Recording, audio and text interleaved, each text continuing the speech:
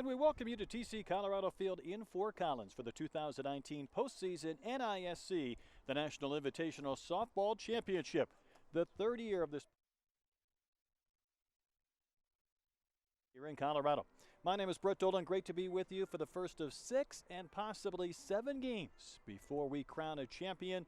In the nightcap, it'll be Liberty and UT Arlington, but our first game today will feature Loyola Marymount out of the West Coast Conference and Iowa State out of the Big 12.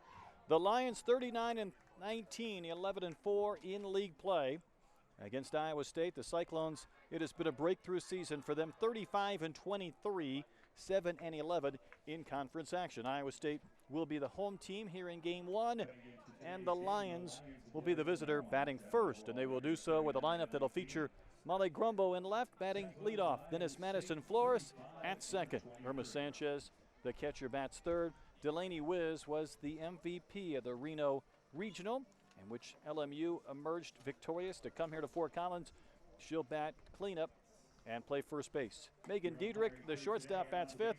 Riley Ellen will be in right field.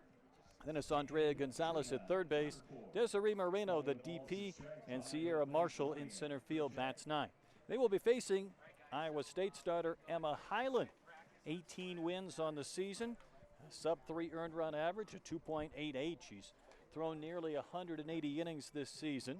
League hitting just 250 against her. A good changeup pitcher, keeps the ball down in the zone, and she'll be going up against this Loyola Marymount offense that did quite a bit of damage in Reno after losing the very first game and then winning 4 straight to claim that regional victory, and doing so with some impressive wins down the stretch. A lot of long balls, 3 home runs from Gumbo, who leads off, and able to emerge victorious to win in Reno to come here.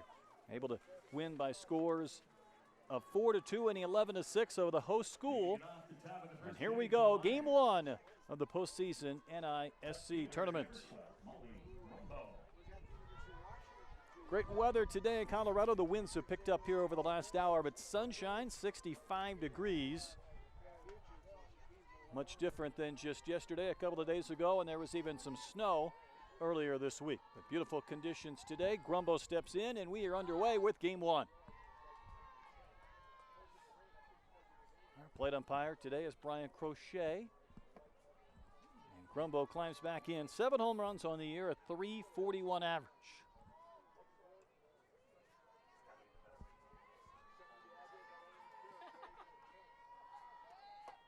That pitch pops right in there for a strike. These teams similar in a lot of categories as far as team batting average, almost identical. Iowa State more home runs. Speed is similar. The Cyclones with a few more stolen bases.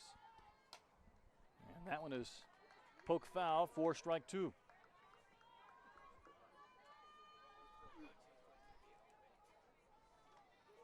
LMU again out of the West Coast Conference. That's a conference that does not have a postseason tournament. Automatic bid to the NCAA's goes to the regular season champ, but having said that, LMU playing good softball down the stretch. In fact, they've won 11 of their last 13 games, 15 of their last 18. Feel like they're playing some of their best softball as we get down the stretch here in the month of May. 2 balls, 2 strikes to Gumbo.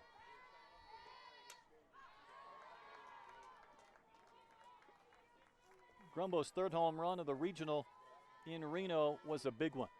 It was a crazy game in which Nevada led 2-0. LMU ran off 5 straight runs. Nevada regained the lead. And Loyola Marymount came back to do some damage offensively.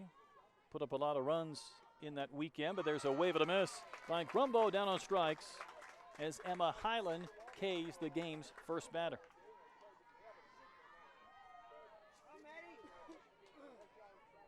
Emma Highland, not a huge strikeout pitcher in the sense she has more than 100 in almost 178 innings. Against the strikeouters, Madison Flores, the second baseman. She takes a strike over the inside corner. But Highland in the circle was impressive in the Ames Regional. 18 innings of work, an ERA of around 1.5. Already Iowa State's career leader in saves with 9 and 44 career wins. About to get her second out as that one is caught by Nearad in center. So a strikeout and a fly out to begin the top of the first inning.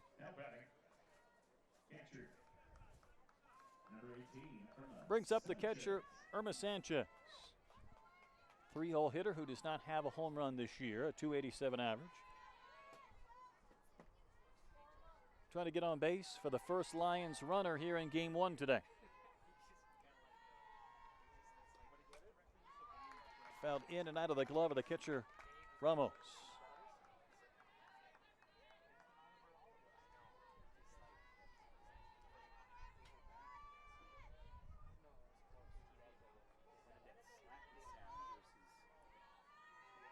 Haven't seen many of the change-ups yet for Highland, although she paints, just missing down and out on that one.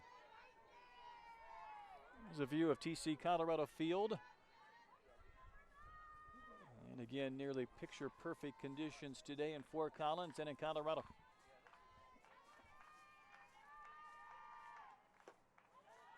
And that's the spot that Highland's been trying to locate, down and out to the left-handed batter Sanchez, but has just missed on a pair of those, and the count now 2-1.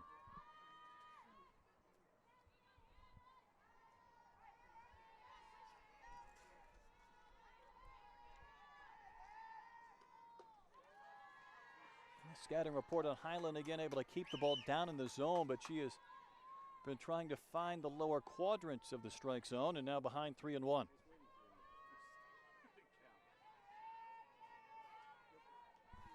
Highland, a senior, a Minnesota native, trying to get back in this count. She gets the foul ball out of play. We'll talk a lot about this Iowa State senior class as we go along this week, but a team that had 3 coaches in 3 years when Coach Pinkerton arrived last season, so they have dealt with a lot of different staffs, different philosophies, but enjoying a lot of success here in their final run, trying to cap it off with a tournament championship, and Sanchez will draw a walk, and that's the first base runner for the Lions. Here's Delaney Wiz, the first baseman.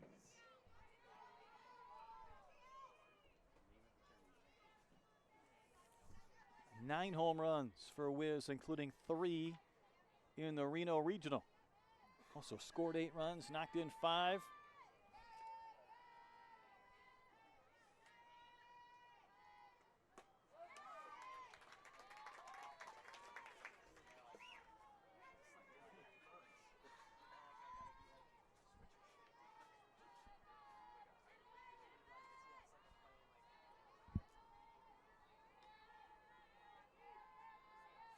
Wiz doesn't provide much of a strike zone. That one bends just off the corner from Highland, and the count evens at 1-1.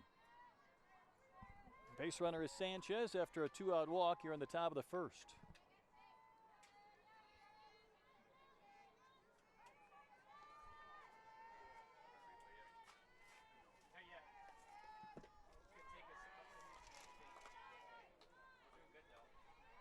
Coach Sammy Strins Ward said her team has enjoyed this crusade on the road, including being in Reno and then coming here. It's an opportunity for them to gain some experience winning away from home.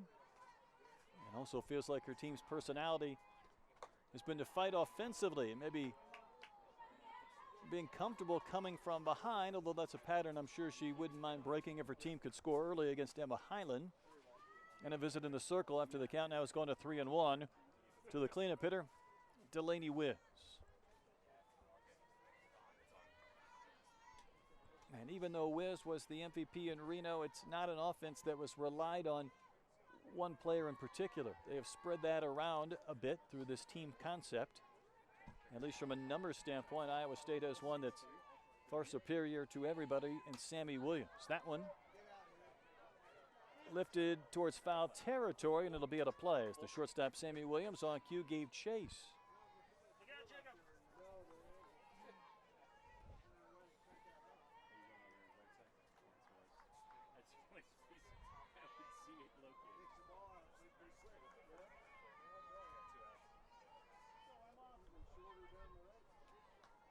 So a strikeout, a fly out, and a walk to begin things.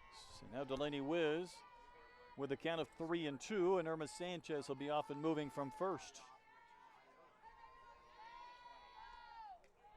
And that is ball 4. So Wiz able to work the walk, and that's back-to-back free passes and a couple of Lions base runners.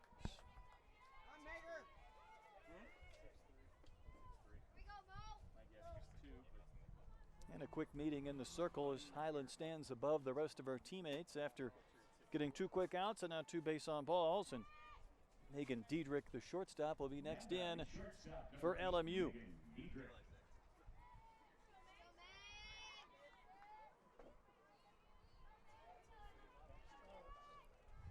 Diedrich also not much of a power threat like Sanchez. She does have 1 home run, but a .319 average.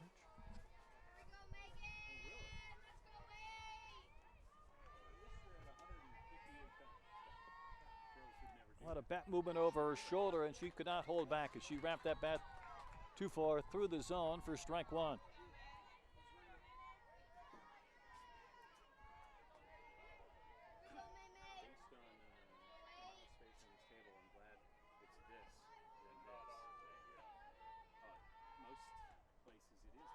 That one finishes down and in again. Diedrich ready to start that swing, but did not offer a quick appeal. And no swing, so the count 1-1.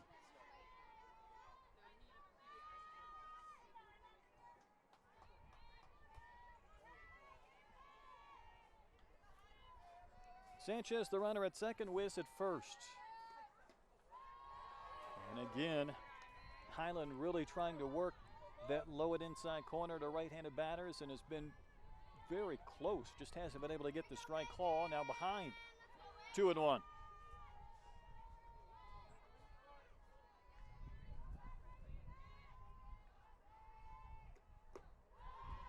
A little bit low again.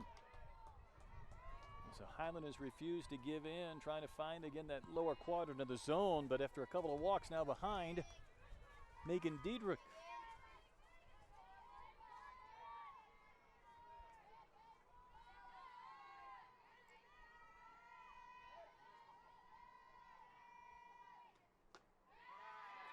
And the bases are full of Lions after 3 straight walks with 2 outs. Now batting, right fielder number 3, Riley Ellen. And after a couple of visits already, first with the catcher Ramos and then the entire infield, now another meeting in the circle. Critical point to this first inning with the bases full before Riley Ellen will bat. So Emma Highland has not been far out of the zone. She's been a little bit in, a little bit low to some of these right-handed hitters. But after a strikeout to begin the game of Gumbo, and Flores a soft fly out to center, 3 straight free passes. And the walks, something that Coach Pinkerton was talking about before the game, felt like his team last year able to really cut down from a couple of years ago, and this year improved even further. But in danger of seeing 3 free passes provide the Flames for a big inning here for LMU, and here is Riley Ellen. Ellen does have some pop, 7 home runs, 7 of her team's 34, in a deep crouch in the box and willing to take the first one, and that's the same spot that Highland has fought. Again, down and in to those righties.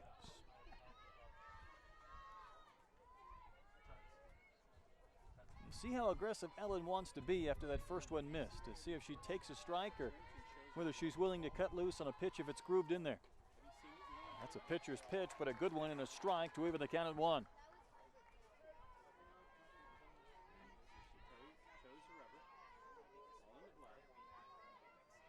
First meeting between these schools since 2012, so they have not met much. All kinds of storylines between these 2 teams, and that one's hit a mile but foul. We'll get into that a little bit later on, but there are a lot of connections between LMU and Iowa State. You might not think that, especially with the fact that these teams have not played since 2012, and when they did last meet, the Lions had a 17-0 win. Highland is a strike away from getting out of this inning, although that one is not close. Traffic on the bases for LMU. The runners Sanchez, Wiz, and Diedrich.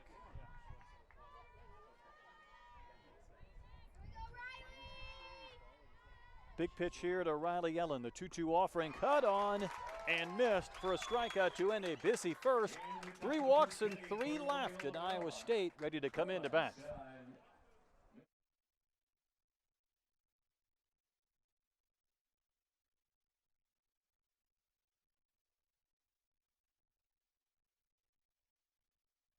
Triple Crown Sports Fast Pitch puts you at the most competitive and engaging tournaments in the nation. With decades of experience building relationships and trust at every level, Triple Crown is the engine behind the Colorado 4th of July, Zoom into June, and offers elite college events such as the Puerto Vallarta College Challenge and postseason at NISC. Triple Crown is where skilled players enjoy the thrill of the sport and builds recruiting connections that pay off down the line.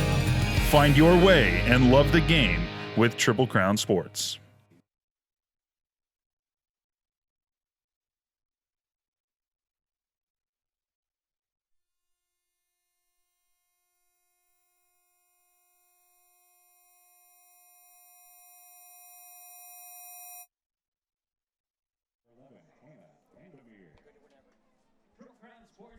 LMU left the bases loaded in the top of the first. Now Iowa State comes into bat, and we'll see their outstanding hitter Sammy Williams to lead off. Then it's Taylor Nearad in center.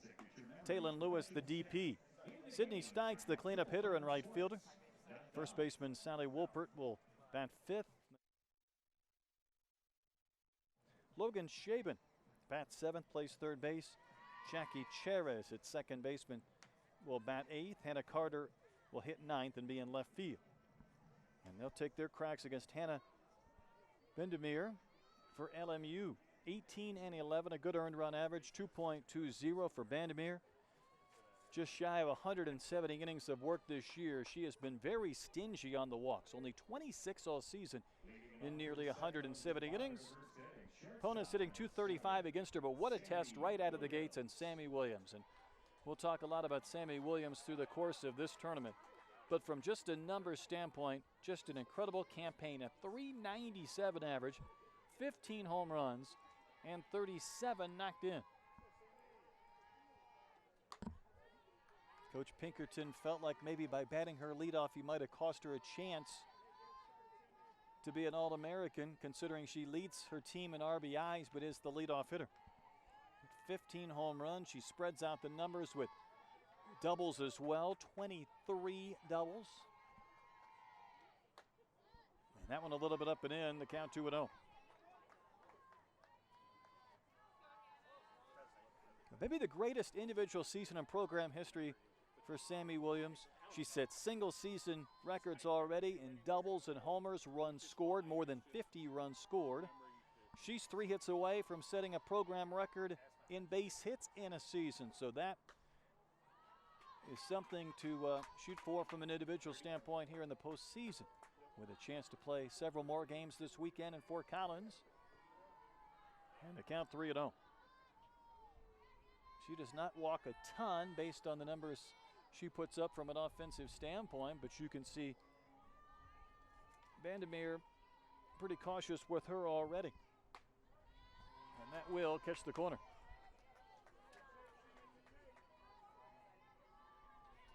Certainly Williams a big part of the power for Iowa State, but a team that has hit 45 home runs.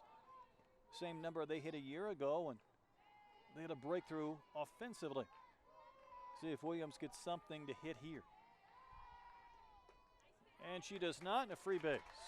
Williams will walk to begin the bottom of the first inning. And for Iowa State, this is the first time they've been in a postseason tournament since 1988. So already 35 wins, a chance to keep that rolling and to continue to enjoy a lot of success this season. The first winning record for the Cyclones since '95. First time they've won as many as 30 games since 1989. And a couple of more wins would allow them to chase some more records and get a little bit closer to maybe winning a championship here. Williams with the walk, and it brings up Taylor Nearad, the center fielder.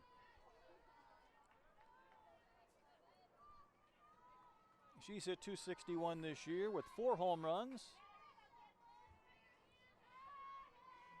Facing Bendemeer. I talked about Vandermeer being stingy on the walk. She walked the first batter and comes right back with a strike.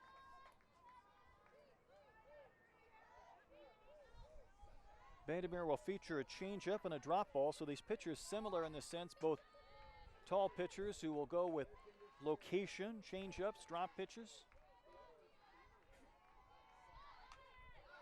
And that's a fair ball. Picked up by Gonzalez, and her throw will go down the line.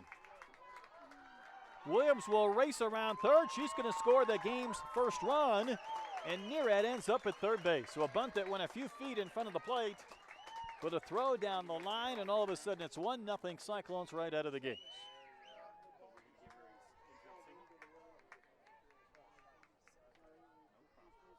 Now batting, number 13, Lewis. So Williams never did stop once that ball was thrown away by Gonzalez. Nearad ends up at third base. And it brings up Taylon Lewis, the 3-hole hitter.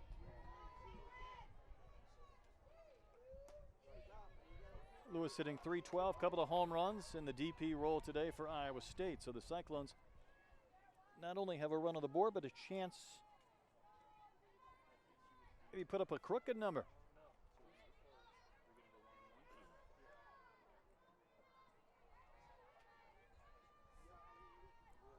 Iowa State was part of a 5-team regional in Ames instead of 4 for some of the other regionals, but also they just cruised through 3 straight wins, defeating South Dakota and then Purdue out of the Big Ten on 2 occasions. Sammy Williams was the MVP with 6 runs scored, 8 hits. She's already scored here today, and that is a strike on the corner to Taylon Lewis, who falls behind 1-2, and Vandermeer really used a strikeout or an out that might also keep Nearad at third base.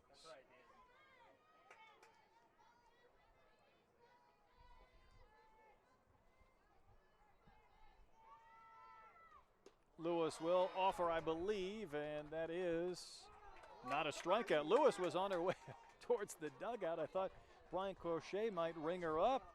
Then there was an appeal to our first base umpire who did say no swing. So instead of much needed strikeout for LMU, pitch missed to Lewis, and the count now 2-2. That one could hurt for the Lions, especially if Lewis will reach, and that one is just botched by Sanchez. Strike was called, and the strikeout will be completed on a throw to first base. Sanchez to whiz, so LMU gets the strikeout out of all that, although they had to work for it. And Nearad held at third base.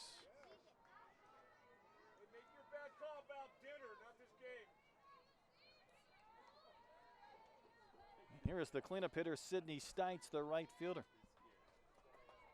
6 home runs for the cleanup hitter, 17 knocked in for Stites. And she smokes one that hits the runner in foul territory. Nearad was tiptoeing near that chalk, and she just wore that line drive from Stites. And the trainer is going to come out to see if she's okay, and she's going to try and walk this off, but that's one of those, and even Nearad says, I'm good, waves off the trainer, but that one was a bullet.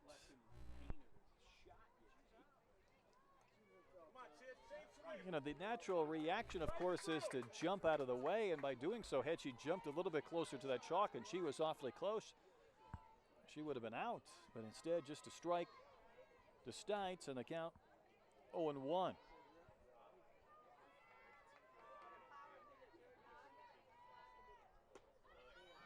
Vandermeer misses down and out.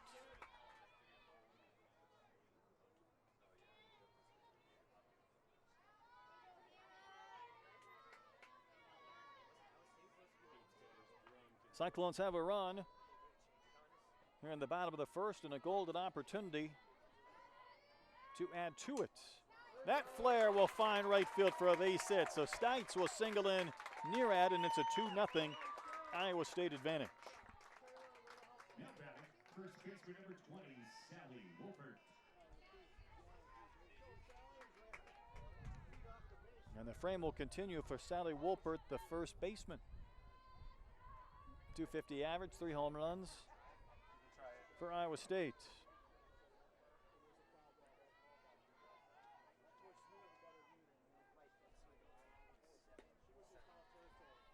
So Vandermeer, after issuing that walk to Williams,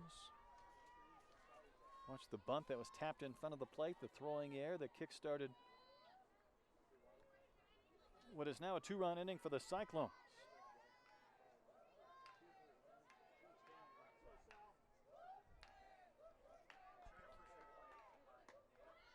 Strike called on that outside corner.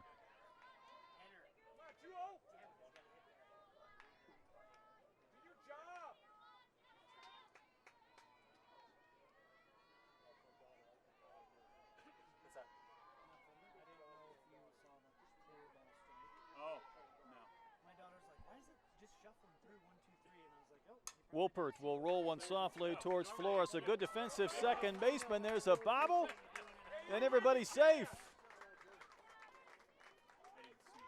Flores, such a good second baseman. In fact, a year ago as a freshman, was the conference defensive player of the year, but unable to make that play. And now the Cyclones really in business for a big inning here in the bottom of the first.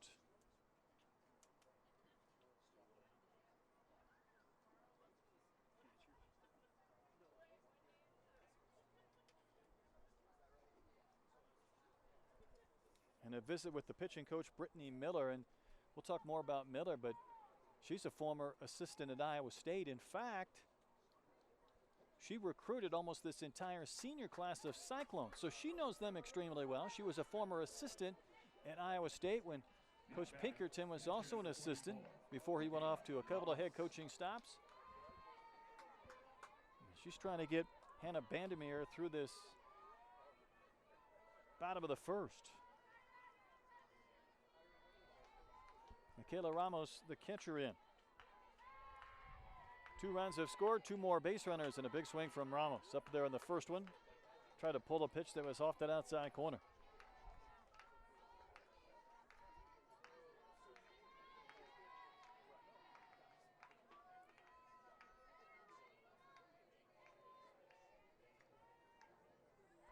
Stites at second, Wolpert at first. That was just gently fouled back to the screen. The count quickly, 0-2 to the catcher, Ramos.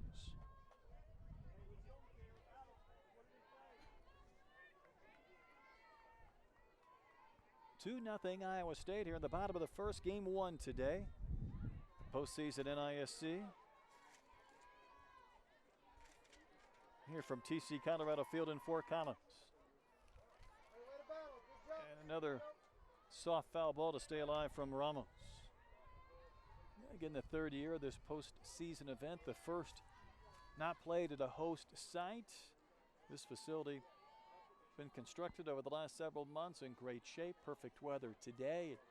4 teams vying for this NISC 2019 championship. LMU, though, could use a couple of outs. Ramos would not expand the zone there, and it's 1-2.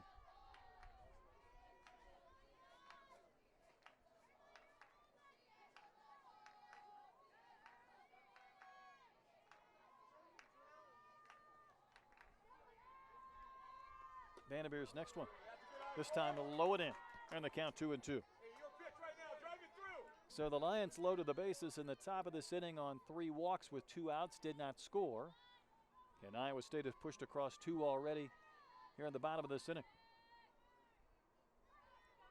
And again for the Cyclones, the first time they've been in a postseason tournament since 1988. You think about an event like this, it's almost perfect for Iowa State. And of course, their dreams may have been to reach the NCAA tournament, but for a senior class that has endured more losing than winning until recently, a chance for them to continue to play on, extend their careers, add some wins and some numbers to their totals, and maybe get a trophy when all is said and done. Another play for Flores at second base. She'll shovel to the shortstop Diedrich for the force on Wolpert. Ramos will reach, runners on the corners now. 2 outs in the inning. Ball just not hit hard enough for a chance to get a double play, and Ramos, who had some issues with the runner Stites earlier this inning, did not want to risk maybe a tag and a throw to first. Brings up the third baseman, Logan Shaben. 4 home runs, 16 knocked in.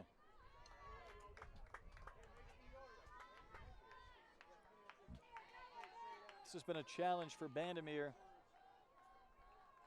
here in the bottom of the first. The one hit that left the infield was a flare over the head of Flores into right. That was off the bat of Stites that produced a run.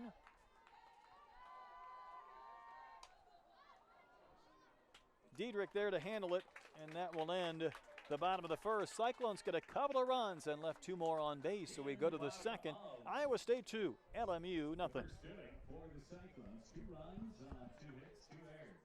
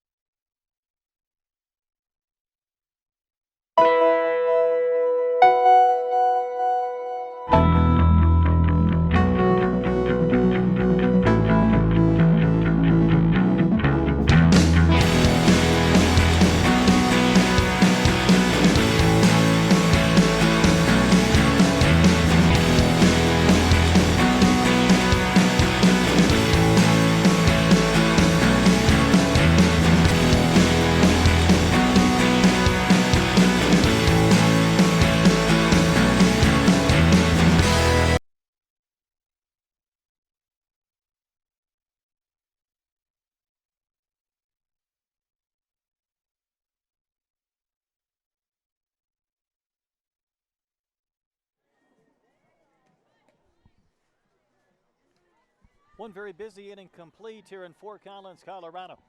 LMU left the bases loaded against Emma Highland and Iowa State, did not score.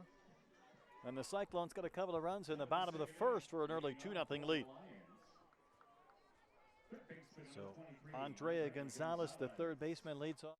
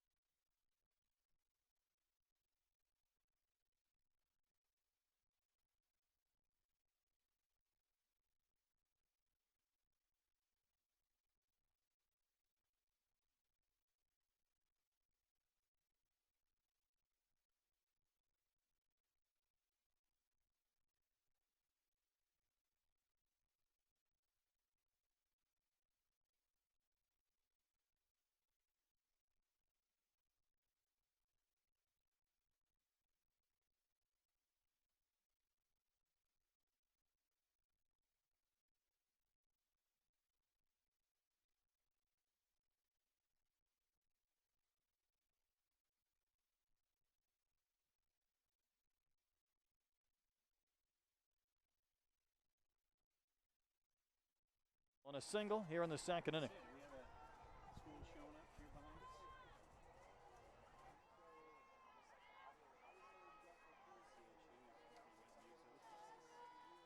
Corners creeping in just a bit for the 9-hole hitter in Marshall. He's batting below 200 at 198.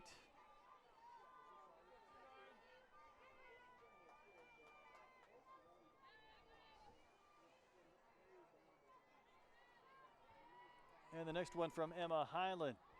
Again, just missing down and out. She refuses maybe to elevate. You can see where she has successes working the corners, keeping the ball down in the zone, but has fallen behind Marshall 2-0 before a quick visit from her shortstop, Sammy Williams.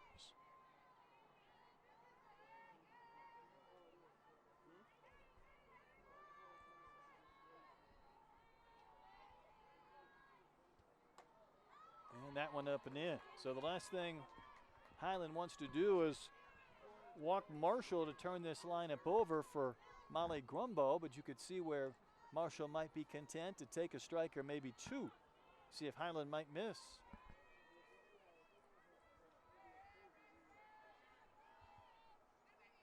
She'll square no intent to bunt, and that is ball four and a 4-pitch walk, the fourth issued by Emma Highland in the game. So a couple of base runners for the Lions and a golden opportunity for LMU to get on the board here in the second with Molly Gumbo.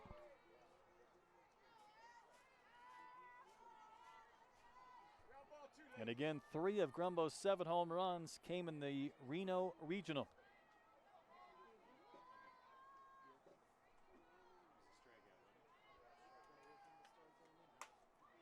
Hard ground ball right to Cherez. A chance to get a double play, but safe at first. Gumbo down the line. Beats the throw of Williams. Nicely done by the Cyclones middle infielders to make a go of that. Gumbo keeps that from being an inning-ending double play, and the Lions have runners on the corner. Second baseman number 2, Madison Flores. Here is Madison Flores. And again, she had the walk-off home run in the first of those 2 wins in the final day at Reno. It was a 4-2 victory for LMU. Flores flied out to center to Nearad just an inning ago back in the first.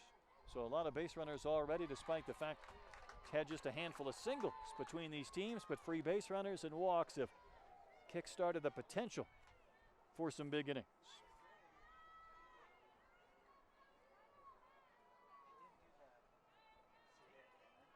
Pinch runner Jackson at third and Gumbo at first. Highland's next pitch just off the corner and missing. And the count of ball, then a strike.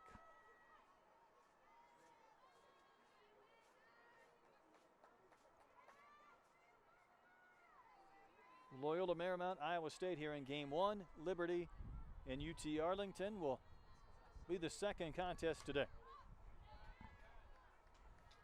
3 games tomorrow, the potential of 2 on Sunday here in the postseason NISC, the 3rd year of this event, and again the first where it has not been played at a host school, and here at the new TC Colorado Field in Fort Collins.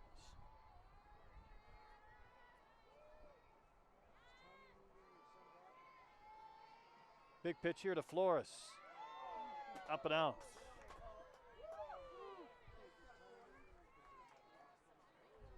Even though Highland has walked 4, she has stayed away from leaving pitches center cut and get me over strikes or maybe catching too much of the plate, but she's also fought some deep counts. And it's 2-2 to Madison Flores. And she'll wave and miss it, one up and out of the zone. A strikeout to end the inning, and the Lions strand a couple of runners. And we played an inning and a half. It is still 2-0 Iowa State.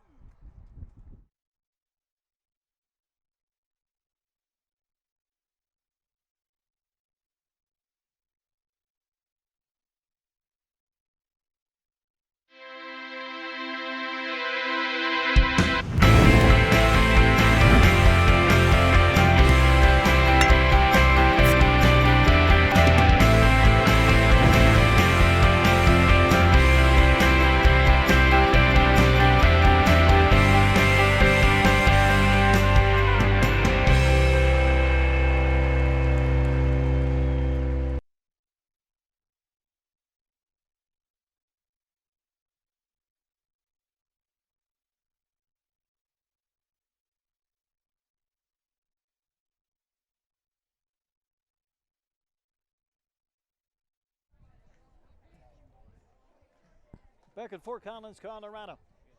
Boy, Loyola Marymount, the Lions have had some opportunities. They have stranded 5 runners in the first 2 innings.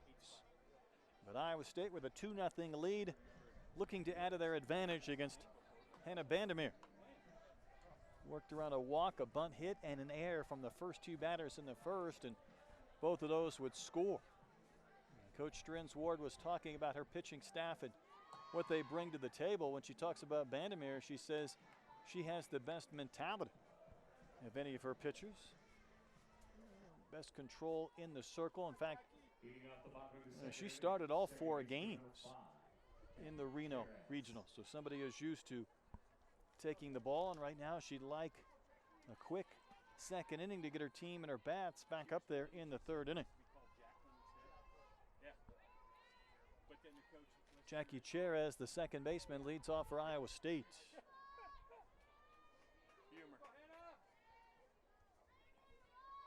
190 hitter on the year is Cherez.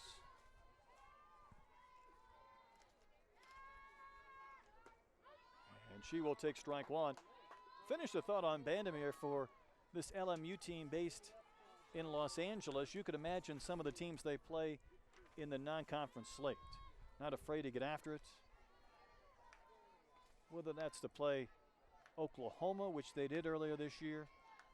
Also UCLA, some of the teams nearby. When they played UCLA, Vandermeer pretty much threw the entire game with nothing but change-ups and drop balls, just trying to frustrate the Bruin hitters.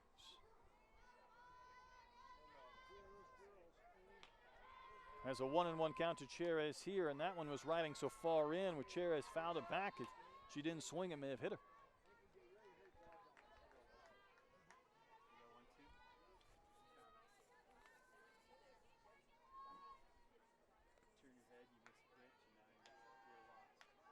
So Cherez, another one of the seniors from Iowa State. She is a California native.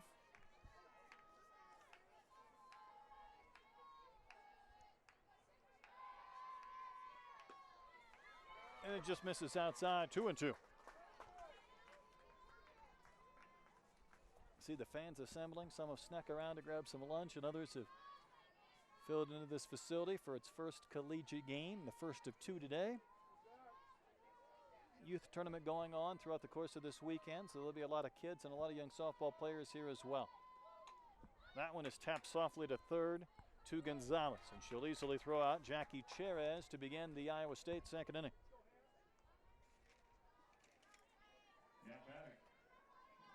Left fielder number 27, Hannah Carter. Here's Hannah Carter, the left fielder.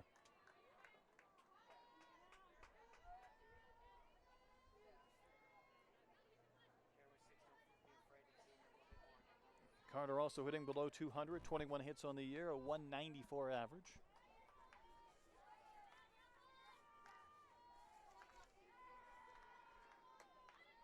And Carter will take one up and out. Junior from Altoona, Iowa, in the Des Moines area. Southeast Polk High School.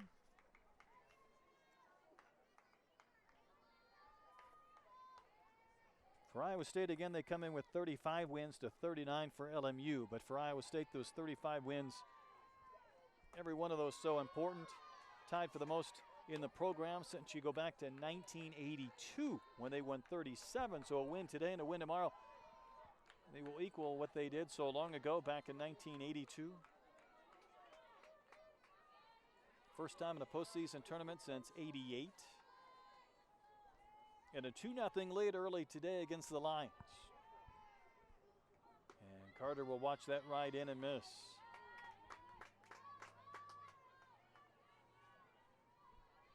Iowa State came into this weekend with an RPI of 52, and there's probably a lot of teams in the postseason, a lot of teams playing now in the super regionals that might scoff a bit at 52, but for Iowa State, that would be the highest in program history.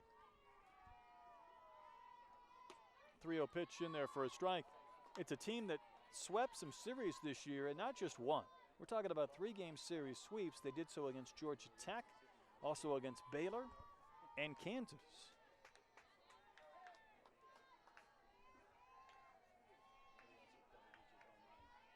Vandermeer with a count of 3-1 to Hannah Carter. So the battle of Hannah's here, and it'll be extended by a pitch as Carter takes a strike and the count has gone full.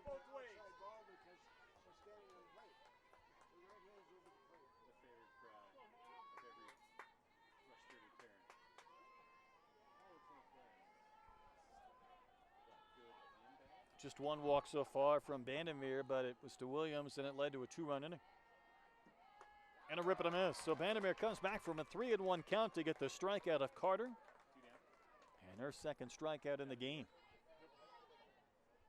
Top of the order for the Cyclones, shortstop. Here's Sammy Williams. Sammy Williams. We talked about her numbers when she batted an inning ago, but this is the only Division I player in the country to be hitting at least .390 with at least 23 doubles and 15 home runs.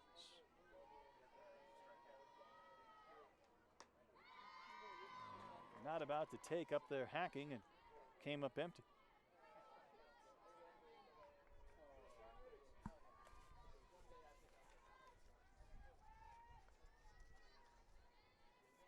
Big rip there from Sammy Williams.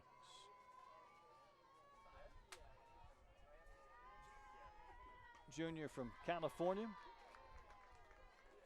Got a few California natives here at Iowa State.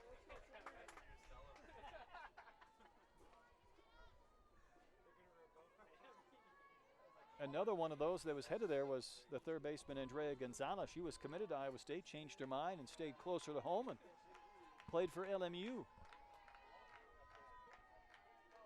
Two-strike pitch and a rip and a miss. So Vandermeer got the strikeout of Carter and then strikes out Sammy Williams.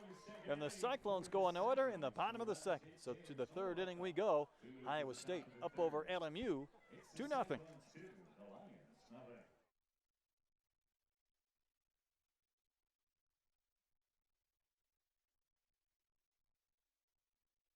So eval has struggled.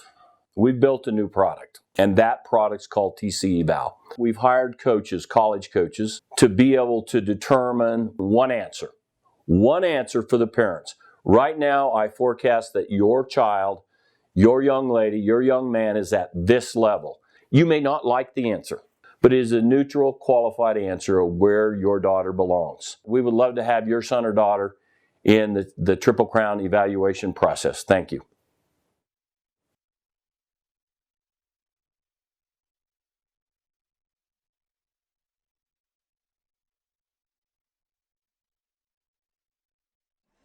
Although the Cyclones did go in order, they're in the bottom of the second, including strikeouts of Carter and Williams to end the inning. 2-0 Iowa State as Loyola Marymount comes to bat here in the third inning. No shortage of base runners for the Lions. They have stranded 5 over the course of the first 2 innings. They're yet to score against Emma Highland. It will be the heart of the lineup for LMU, though, in this third inning. Led off by Irma Sanchez, the catcher. So Sanchez, Wiz, and Diedrich for the Lions, who came in at 39 and 19. Irma Sanchez walked with the bases empty and 2 outs in the first. 2 of her teammates would follow. In fact, the Lions loaded the bases with 2 outs, did not score. And there's a first pitch strike from Emma Highland to begin this third inning.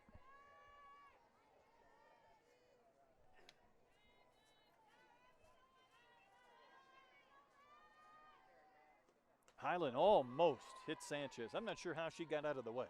That was riding up and in, and she had all she can do just to take a deep breath and try and spin just a bit.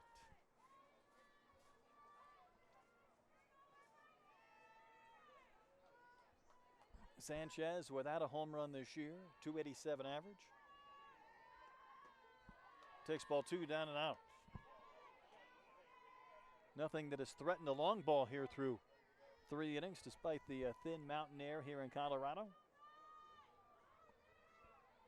Gentle wind blowing in from left field towards the 14-foot high fence. Reminiscent of the Rocky Mountains. There is ball 3.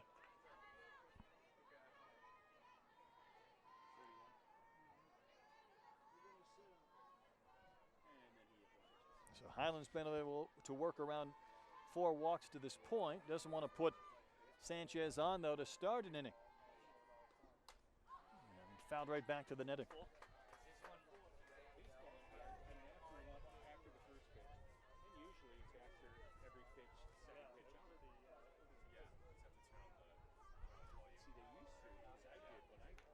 So the count has gone full to Sanchez.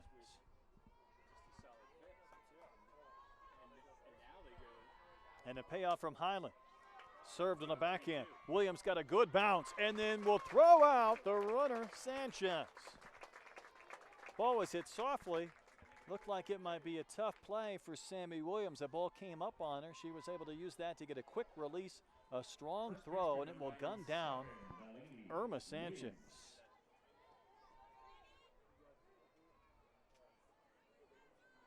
Brings up Delaney Wiz.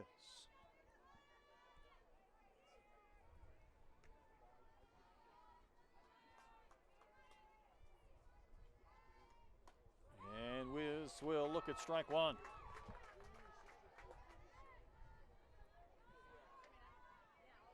Regional MVP in Reno, 462 average in that stretch. Knocked in 5, scored 8. Of course, 3 of the 5 RBIs she recorded were herself on home runs. Little flare down the line, and that drops fair. And Wiz will try to go to second base, and she will make it safely. So Wiz able to poke one over the head of Wolpert, and Cherez drop it on the chalk, never stopped, and cruise to second base. Shows you what a big play it was now by Williams to begin this inning. Otherwise, LMU would have the makings of a big inning alive. Instead, a runner in scoring position, 1 out for Megan Diedrich, the shortstop. And she too walked back in the first inning. We're in the third, first of a couple of games today. Liberty and UTA, our second contest.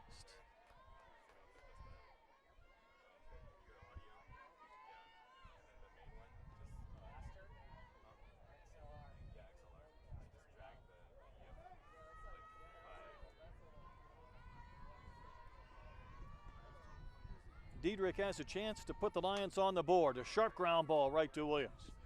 She'll look Wiz back, throw out Diedrich. Couple of nice plays made by Sammy Williams at shortstop here in the third inning.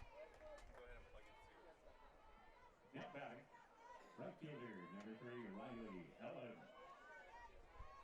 Now it's up to Riley Ellen, the right fielder. She struck out with the bases loaded to end the first, chasing a pitch up and out of the zone.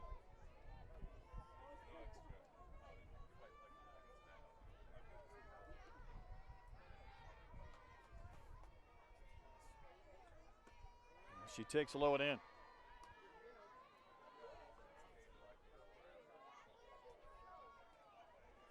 Sure, the Lions would like to get on the board, at least get a run home against Highland after Iowa State scored there 2 quickly in the bottom of the first. Good pitch to hit, but Ella may have been fooled and takes a strike.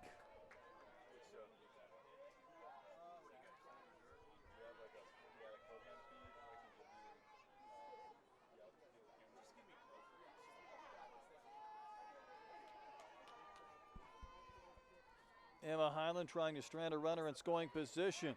Throw down to second base, taken on a bounce by Cherez, and she was able to get her body in front of that to avoid maybe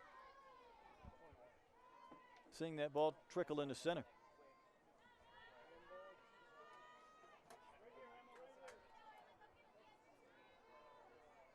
One ball, 2 strikes to Riley Ellen. She too in somewhat of a crouch there in the box, and looks at one. Not close. Down and out, 2-2.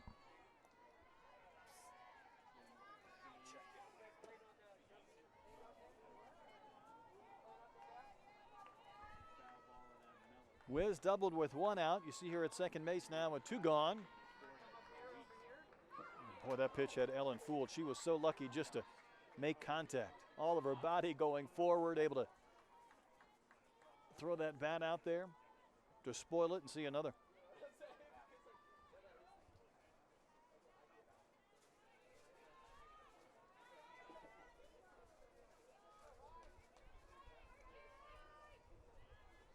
Count holds at 2-2 to Riley Ellen.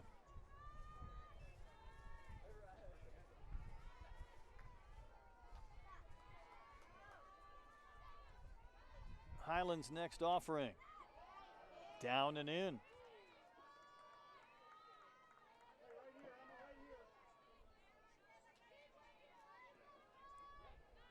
So Ellen has worked the count full.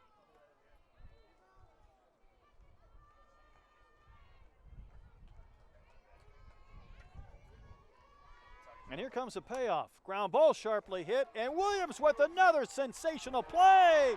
Safe at first is Ellen. Wolpert came off the back. That one looked like it was destined for center field and destined for maybe an RBI base hit. A strong throw from Williams, and Wolpert extending for it. Coach out for a quick conversation. Chet Geffro at first base with the call. Coach Pinkerton, he thought for sure that maybe that final out was recorded. Boy, what a great effort, though, by Williams. She made the fine play in the back end to throw out Sanchez to start the inning. Had the hard ground ball by Diedrich that she recorded for the second out. And looked like she maybe had taken a hit away, and even after our umpires confer, very little chance that they will overrule the call in the field. So instead of this inning being over, runners on the corners after the infield base hit from Ellen. First and third and 2 outs.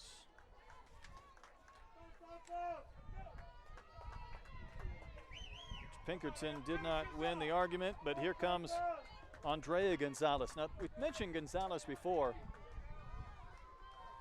She was headed to Iowa State, wanted to stay home, changed her mind before she left for college, and ended up at LMU. Now playing against Iowa State in the postseason NISC. And a chance to put her team on the board. Pretty good strike from Emma Highland to start this sequence.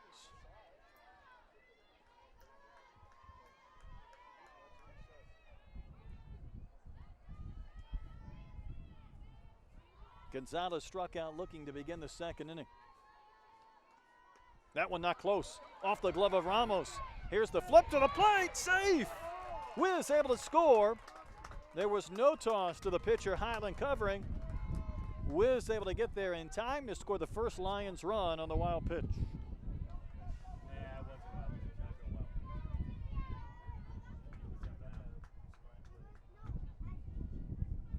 Ramos tried to make that stop. Once it went to the screen, I thought she might flip to Highland covering. Either she recognized there was not going to be a play, or her best bet was to make the dive, but Wiz went in sliding.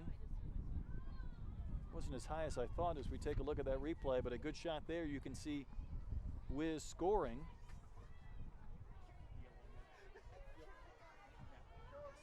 Even more importantly, Ellen ends up at second base on the same wild pitch, so a base hit here from Gonzalez would have the potential of tying up the game. Did she offer? The appeal, no swing.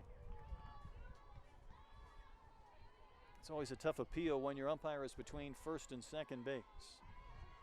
And the count now 2 balls and a strike to Gonzalez, who has knocked in 33 runs this season. And her teammate Ellen in scoring position. That one is smoked but foul. Ended up missing by 4 or 5 feet towards that big fence in left. You see the 14-footer. 54 peaks in Colorado of over 14,000 feet. Provides a scenic backdrop there in left, and a pretty good indication you're not in Ames, Iowa when you see that fence.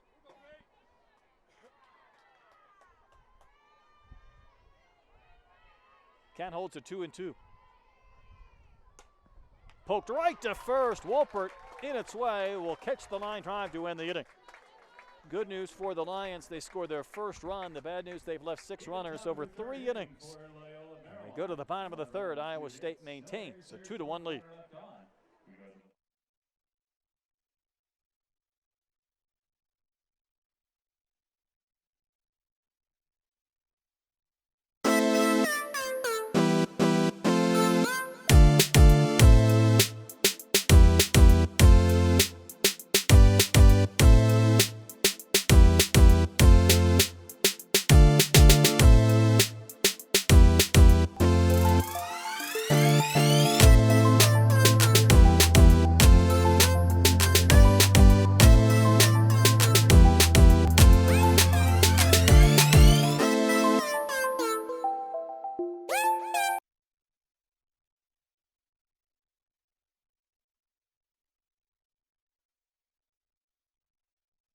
NISC here in Fort Collins, Colorado. TC Colorado Field is the site. Game 1 today of this tremendous event. And a good ball game going on. A lot of traffic on the bases. Iowa State maintaining a 2-1 lead over Loyola Marymount as the game goes into the bottom of the 3rd inning. The NISC is the National Invitational Softball Championship. 3rd year again of this postseason event. The first it has been played at this neutral site here at the Triple Crown headquarters in Fort Collins. Both of these head coaches, as I visited with them before the game, surprisingly both said, this is where we want to be. I mean, this is what you'd rather see. Of course, you think these teams would love the opportunity maybe to host, giving them a bit of an advantage, as the regionals can be. Iowa State hosted their own regional. LMU went to Reno. I think they both understand that for this event to grow, a neutral site and an event atmosphere might be outstanding for this NISC. Taylor Nearad leads off against Hannah Vandermeer. Dropped in a bunt hit. The throw from Gonzalez went down the line and right. It scored a run, and then Nearad ended up at 3rd where she would later score. And that one fouled back and out of play. Have we used the drone? Nice. I saw him holding it for a while. Nearad, a senior from Solon, Iowa, through Kirkwood Community College. Well-placed pitch from Hannah Vandermeer. Think about Iowa State, though, and they finished 7-11 in Big 12 action. That was good for 5th. You think of the Big 12, though, and of course we know the Big 12 doesn't have 12 teams. But in softball, they have 7 teams. 7 of the 10 have softball in the conference. Schools that don't, TCU, West Virginia, and Kansas State. So you could say you finished 5th in the Big 12, but it's 5 of 7 teams, so 5th of 7 rather than in the upper half. But for Iowa State, a lot to appreciate and celebrate this season. And they can only add to that here. And that one fell back to the screen. Be curious to see with both of these pitchers in Vandermeer and Highland how deep they might be able to go in this game. Both have exhausted a number of pitches, probably more than what you would anticipate through 2.5 or 3 innings so far here in Game 1.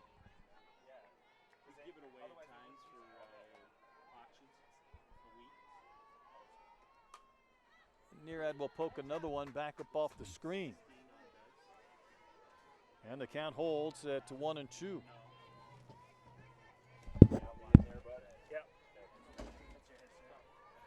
So Iowa State with a couple of runs in the bottom of the 1st. LMU with a run in the 3rd inning. So a lot of traffic on the bases and kind of settling in just a bit as we get into this 3rd inning. And now the count 2-2 to Nearad. So the heart of the lineup for Iowa State in the bottom of the 3rd inning.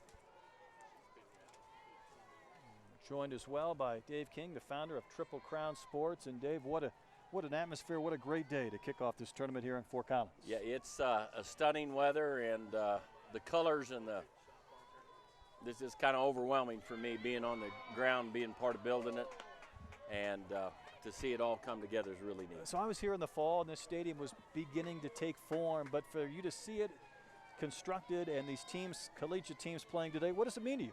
Well, you take like Loyola right now, the young lady that's on the mound last year. I sat there and watched her throw in the championship at her place in front of a decent crowd, probably 100, 125, and I said, you know what, I think we could do something right at our headquarters and really make it special for these ladies, and to be able to put a little boutique stadium together like this with a youth festival and street closed down, and then have the uniqueness of Fenway and the mountain, and so we got a good ball game going here too. We do indeed. 2-1, Iowa State leading in the bottom of the 3rd, and Dave King joining us. And Dave, I just mentioned before you sat down, speaking with both of these coaches before the game, I asked them their thoughts about this event played here at a neutral field in Fort Collins, and to maybe my surprise, both of them talked about how much they love it. And in fact, Coach Pinkerton credited you as a visionary, talking about how this event needs to grow. And he said the way it'll grow is for this to become a destination year in and year out. Yeah, and I think, Kelly Berry, that's kind of my cohort on promoting this event, she's been part of the push to bring people to Colorado, make Colorado the buzzword. Our branding's been Climb to Colorado. So I think you got to remember that the largest softball tournament in the world is in Colorado on the 4th of July.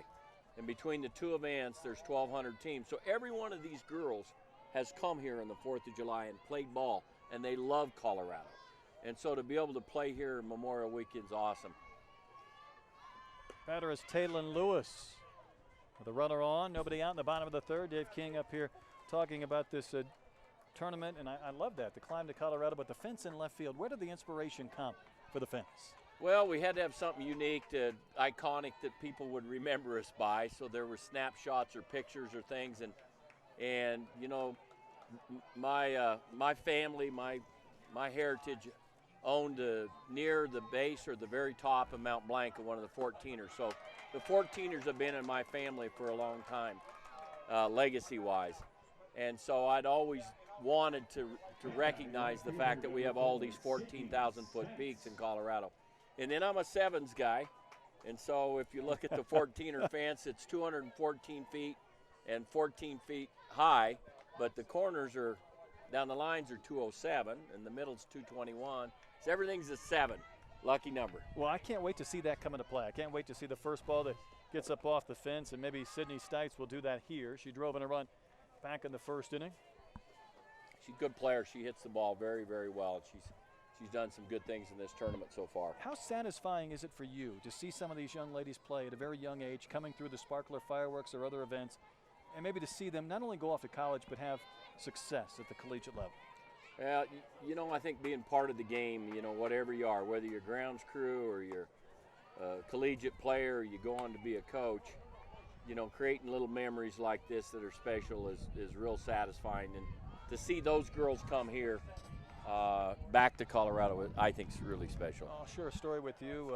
An Arkansas team that I follow a lot was able to play in your event in Mexico going way back in February. And one of the first things I did was talk to Coach Steifel when she came back about more so the experience of going there rather than playing against some top-notch teams. And she said, listen, we have some kids that came from some small towns. They've never been out of the country. They may never go back. For them, this could be one of the most important educational experiences of their playing careers or maybe their lives. Well, I take a lot from our Puerto Vallarta College Challenge experience. We built that little stadium down there in '97, and we've renovated it every year, and the community just pulled behind it. That's why the college tournament's there, is the community of Puerto Vallarta loves ball. And so when they get down there and do clinics with the kids, they love it. We did the clinics last night and gave every one of these youth teams a sister team in this tournament. And so, like the 10-year-old Bandits, their sister team, they're here watching their sister team right now. And so things like that, to be able to make the big girls remember there's little girls in them, and the little girls to look forward to being a big girl. And it's all about the game on the dirt and the grass. To me, it's really a neat moment. Here's the 3-1 to Stites, and she will walk. And a couple of runners on for Iowa State. And Dave, I want to go back to the festival atmosphere that I know you're trying to create. And I can envision this growing with each passing year, with more youth teams and that clinic growing, and the young kids being able to play and also come over here and watch the teams that they've learned from in those clinics. Well, our two biggest youth events at Triple Crown are two of our biggest baseballs during the College World Series of Baseball tournament. And being able to watch those kids play ball in the morning and go watch the CWS in the afternoon, really neat. Same way with Oklahoma City. And to be able to do it in your backyard, right out of your office window. My son's the CEO now, and I'm a project guy, and I work for him. And so it's really nice to be able to have him look out his office now and see, something built on our ballpark, played on our ballpark with two great teams. Iowa State and Jamie's got a great club. No doubt. And then Sammy's put together, she just can't get through BYU. That's right. And Gordon's owned that thing for 11 years at BYU, Gordon Egan, and she just can't quite get past him. And so to be able to have a place for a really good program and really good kids to play, they're a great team. I want to tell you what she shared with me, Coach Strins Ward, after this pitch. here to Woolpert with a couple of runners on base in the bottom of the third as Iowa State looks to add to their 2-1 lead. Let's see if this one will fall. And indeed it will, so the bases are loaded. Woolpert gets the hit, dropping in front of Ellen. And the bases are full of Cyclones as they look to add to this advantage. And Dave, here's what Coach Strenz Ward told me. I talked about playing on the road. She, of course, won the regional in Reno before she came here, and she said, listen, if we're to get to the NCAA tournament, we've got to learn to win on the road, and we've embraced this tournament as a chance to get better and gain experience that maybe will pay dividends for us down the road. I thought that was a great coaching point. Well, you know, if teams that elect not to play, so let's just say there's some teams that could play in this Power 5, and they elect not to play. They missed what Colorado State and Texas Tech got out of it last year, which is how to play places, how to take your team at 10, 12 extra days, how to not know who your opponent is, how not to play in your conference, how not to have video on everyone, and to be able to actually compete. I mean, that's a lot of fun. That's the old barnstorming type concept. Ramos, the catcher, batting here with the bases loaded. And one out in the bottom of the third inning. Iowa State a couple of runs in the first. They've led throughout, but a chance to add to this 2-1 lead. And that one is sent foul. So we tried to make this stadium with really tight coffin corners. So when you go down there, there's not much foul territory to play. And then eventually we'd like to build bleachers down the side if this thing goes the way we'd like it to, and just kind of close it in like, you know, I was part of the junior college tournament in Grand Junction in the 80s, and I got to see them build the community around an event, and I'd love to see that happen here. Well, that pitch just dribbled to the plate. How much did you draw from that as far as the way they've made that a destination for the JUCOs and the baseball ranks for what has been a number of years? The Grand Junction experience of being part of the JUCO literally is some of the keystones I even built the company on, not just this event, which is pick a spot, stay put, build a relationship with the community, and do something really special for your teams and memories. And, you know, my son's carrying that on, and the staff at Triple Crown of building events that create explosive memories for everyone. If I would have gone back in time 15 years ago, 20 years ago, would you have been able to predict how this company would expand in so many different directions? Did you see it all coming, or part of it maybe even surprised you? I saw a lot. It's just that a lot didn't happen very fast. It's a turtle approach because it really is. It takes usually about 7 years to build an event to find out if it'll actually be something special. And we're in year 3 of this. Year 3 you can get a glimpse, and year 7 you know what you got. So it'll take me 4 more years to find out what I got here. But doing it right out of our backyard. I mean, our club team trains right here. Right. So I have 6 club teams that play in our program, and they're awesome, and a women's team. And they love the amenities of being able to play where Loyola's playing and where Iowa State's playing and be part of this thing. Here's the 1-2 pitch, and that one is sent foul. And there's those tight corners down the right field line coming into play.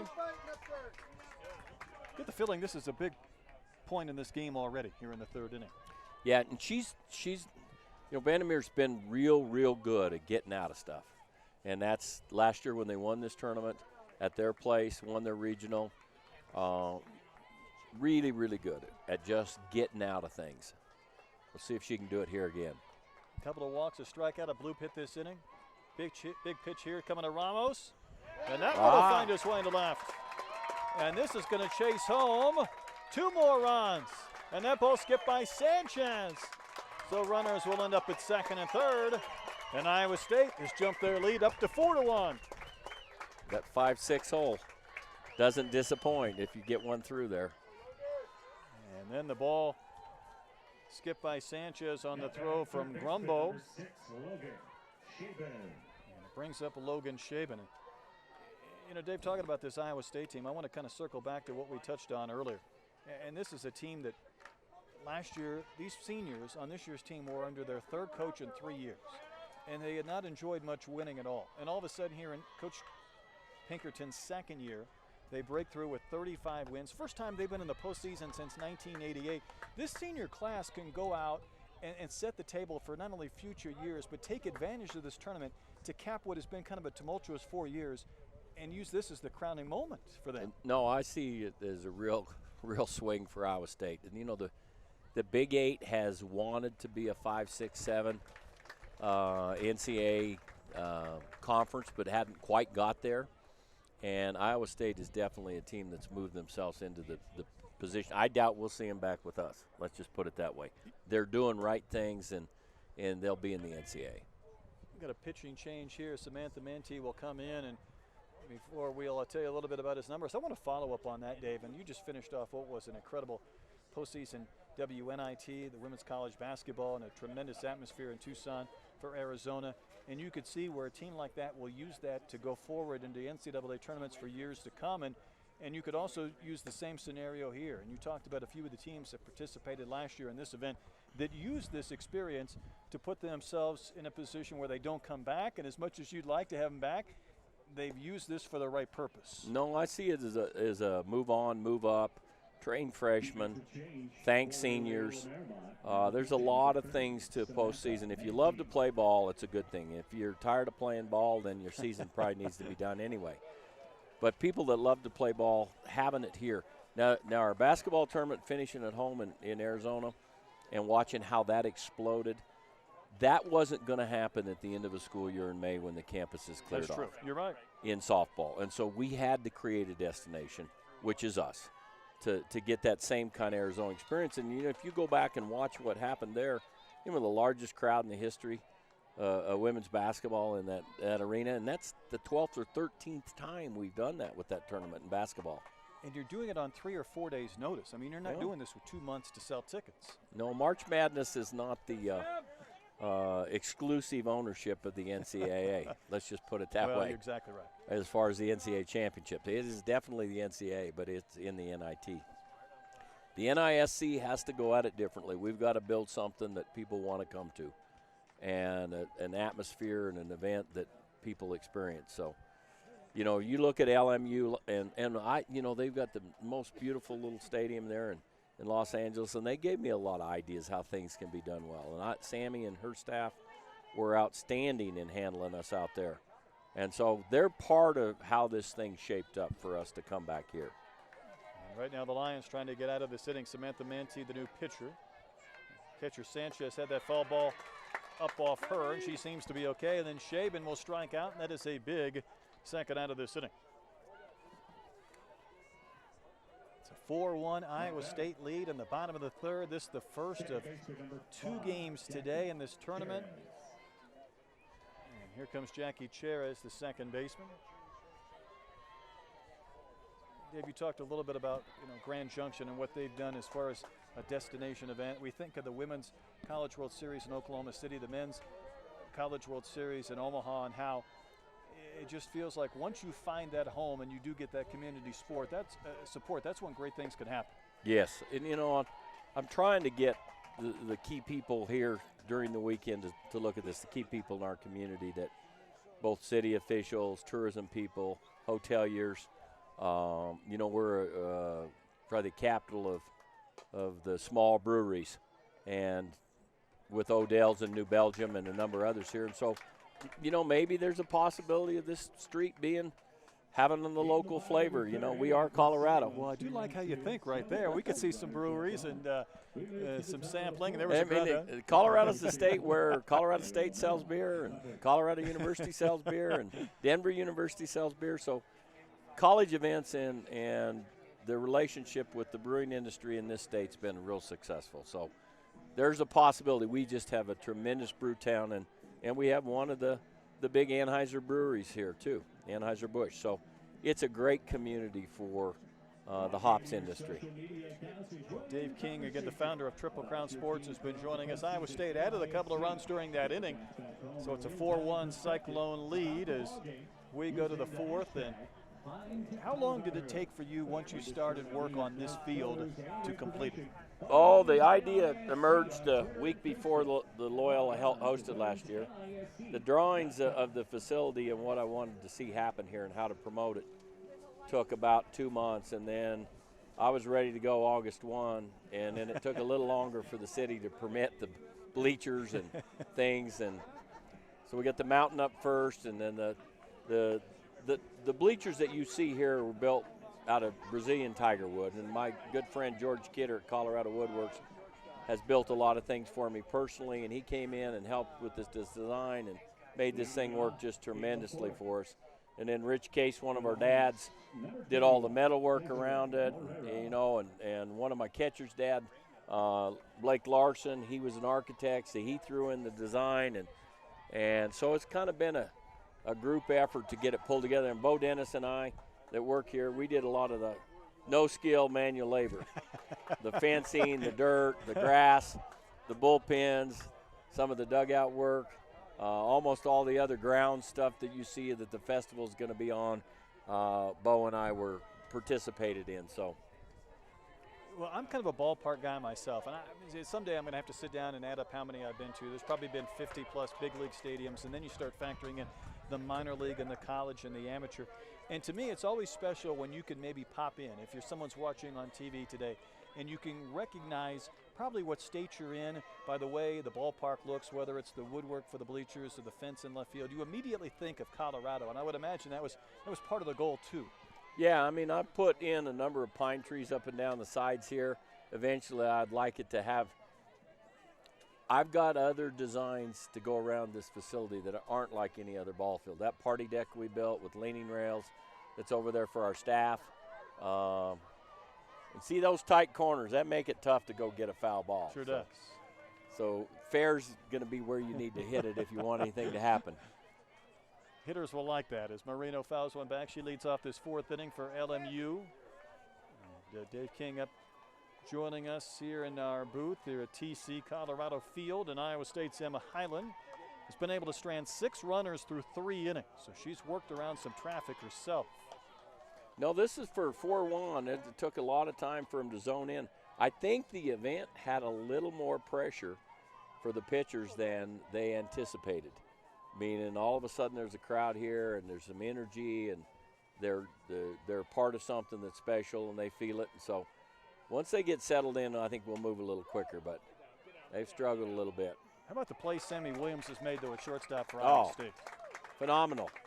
And I was pretty sure she was out, but I think so too. And even though I can't see first from my vantage point, I still felt like maybe it was a hell of a play.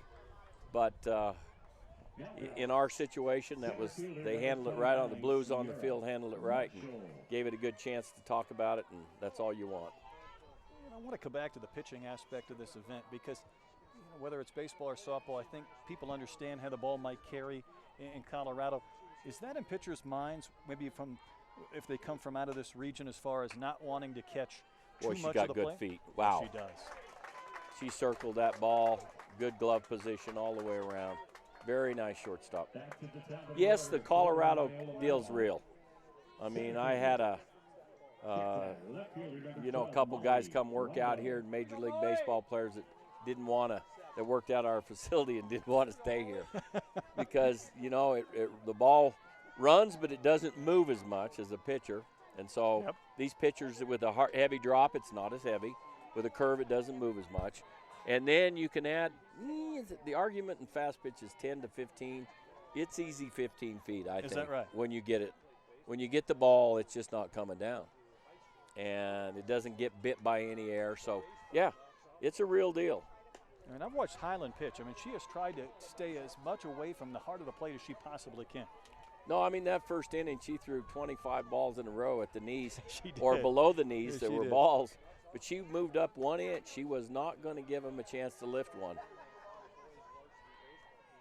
Has a chance for a perfect fourth inning after a team scored 2 runs for her in the bottom of the fourth.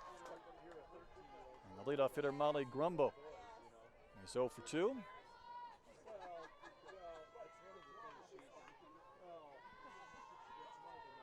Couple of 2-run innings for Iowa State. The Lions got their run in the third and just missed the corner again. Here at TC Colorado Field, first day of this event, 2 games. Liberty and UT Arlington will follow. 3 games tomorrow, the potential of 2 games on Sunday. Dave, what can you tell us about the 2 teams that we'll see following this one? Well, Liberty, Dr. Dot, with the Olympic gold medals and the competitive nature, her team looks a lot like her. They play in one of the palaces of the game at Liberty University. It's one of the most beautiful stadiums around. They hosted the regional. Didn't have as much pitching as they had last year when they got beat by South Carolina in the regionals, in the IF game, as they had last year, but they still have a very strong roster. She's extremely competitive, and the team's extremely competitive. They don't make a lot of mistakes. Good team. PJ coaches UT Arlington. They play more of a short game. She's scrappy. You know, if you watch her, they've been in this tournament 3 times. Wow. She's in the hole. Too late. Good effort again. Yeah, she's got good feet. My goodness. That 5-6 hole deep in fast pitch is almost impossible if you take more than 2 steps. You can't get 4 and pick it up and get anybody out, either second or first. A couple of 2-out base runners, though, for the Lions. So, again, they've had traffic all game long. And this is Irma Sanchez, who's 0 for 1 with a walk.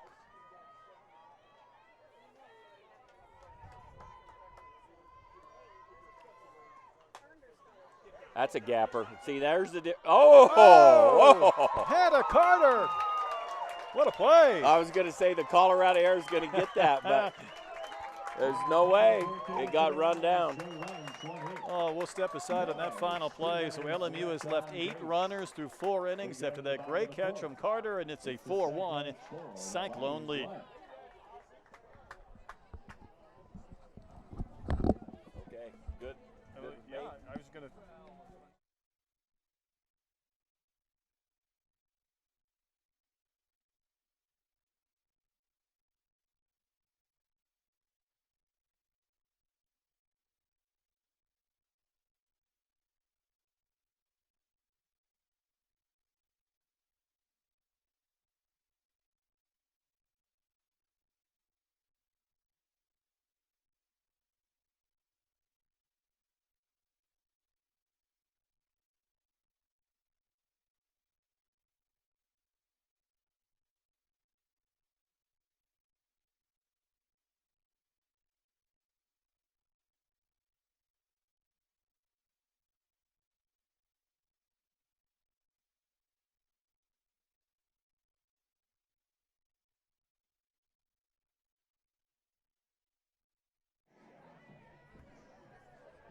Thanks to Dave King for joining us up in the booth. There were some plays made during his time frame. We saw Williams at short, and then the effort by Carter that saved a couple of runs from scoring with that diving catch. And this game heads into the bottom of the 4th inning. Iowa State, the home team, with a 4-1 lead. Cyclones scored 2 in the first and 2 in the third.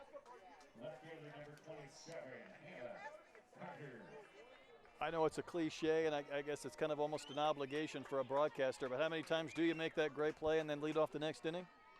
Here it is again with Hannah Carter. She went down on strikes back in the second. That was against Vandermeer. Now Manti came into the circle to get the final 2 outs in the 3rd inning.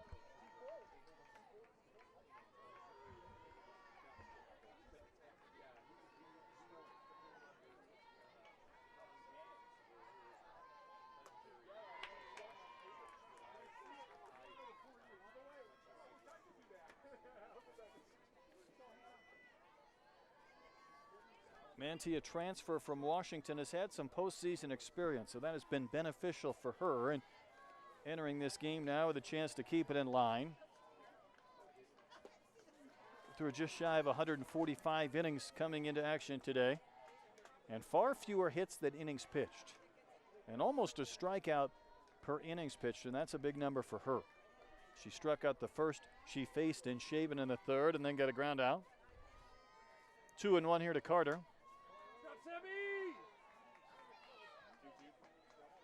Earned run average, though, for Manti coming into action was 2.83, almost the exact same as Vandermeer, but probably different stuff between these two.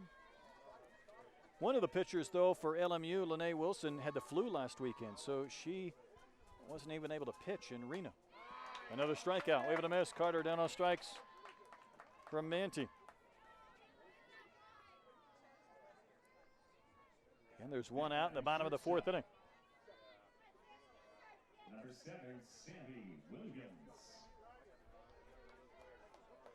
Here is Sammy Williams, walked and scored in the first, struck out in the second inning. And we talked about her numbers just off the charts and what she's been able to produce. But when you ask Coach Pinkerton about Sammy Williams, it is just touching in the fact that he said he's been around the game 25 years and he doesn't know if he's been around a player as good as her. And he called her the total package, and he said first and foremost, that's as a person and not as a player. He said if they have team meals, Sammy Williams is the one who's there cleaning up at the very end. A near perfect student. I think maybe she's had 1 A- in an engineering class. And then you look at her numbers, just under 400 with 15 home runs, 23 doubles. And she's been in this leadoff spot rather than maybe batting deeper in the lineup for Iowa State.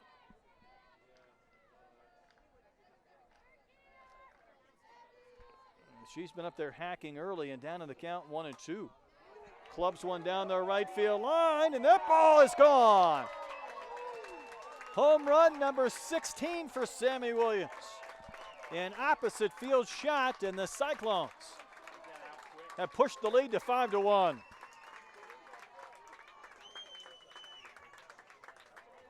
Not sure if she let that ball get deep or whether she was just a little bit late on that swing, but it shows you the power to be able to drive one over the fence and right. And our first home run here at TC Colorado Field.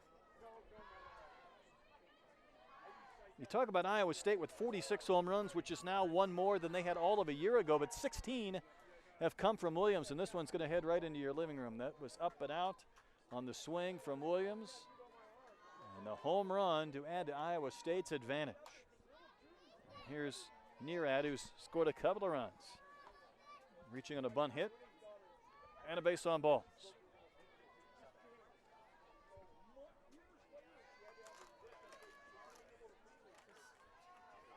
So a strikeout and a solo home run, and Nearad lines one right to Gonzalez at third. Andrea in the path of that liner for the second out of the inning. Now batting number 13, Taylor Lewis.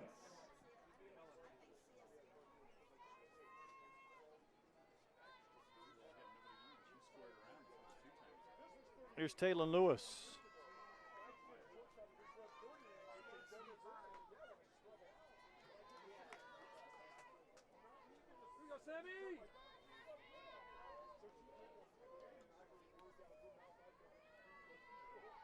So the second pitcher for LMU and Manti, her first full inning after getting the final 2 outs in the third, and paints a strike to even the count, or send the count rather, to 1-2 to Lewis.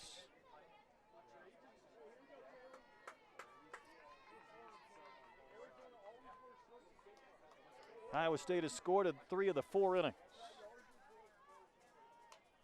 That was off the hands and back to the screen.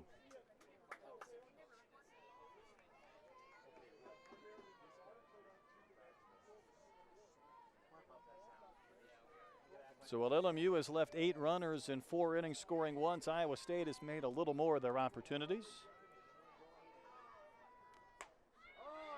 Well, she tried to check on a high one and then nearly tied herself into a knot. Looks like Lewis gets up in her ankles and everything is okay. She just about wrapped herself into a circle.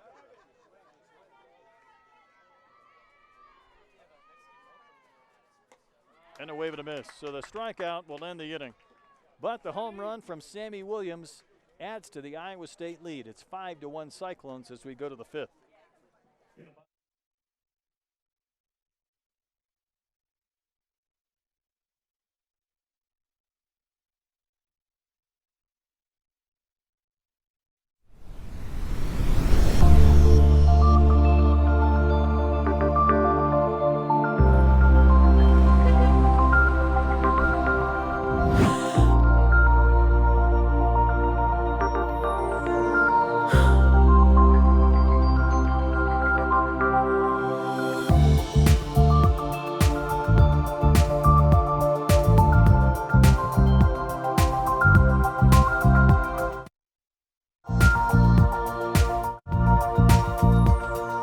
It's a great venue, great event. Triple Crown does a great job.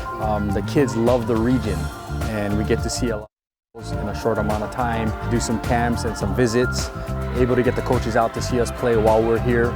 It's a great opportunity for the kids. We've got more and more kids trying to get into college. I'm just happy that we're able to provide a venue, especially up here in the Northwest.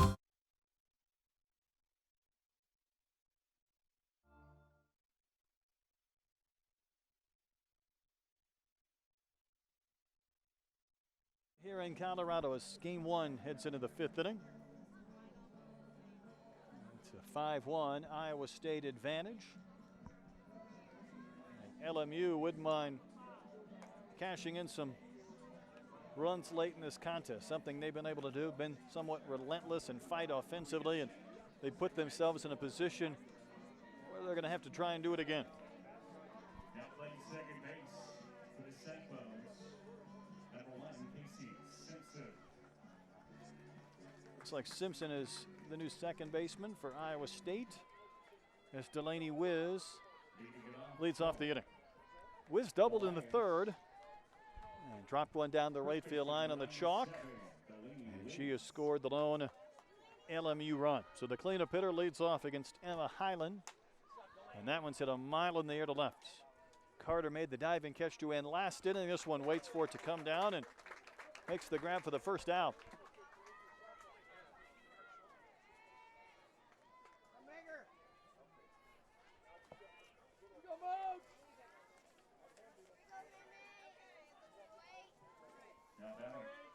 Here's Megan Diedrich. Shortstop has walked and grounded out. Well, LMU left the bases loaded in the first. Had runners on the corners in the second. Scored that run in the third, but also left Ellen in scoring position. And while they left two last inning, it was a couple of great plays made by Williams at short and the diving catch by Carter in left that truly changed the complexion of the inning and did so quickly. Well-placed pitch for a strike.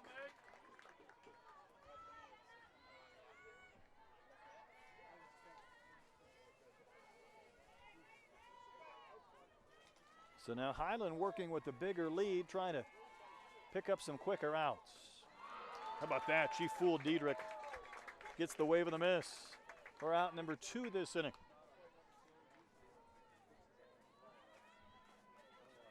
Stepping to the plate, right fielder number 3, Riley Ellen.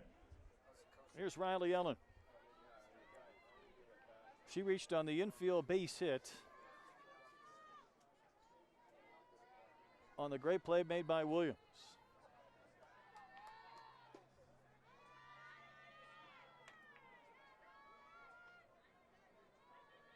Had there been replay, Ellen may have been out and there may not have been a base hit.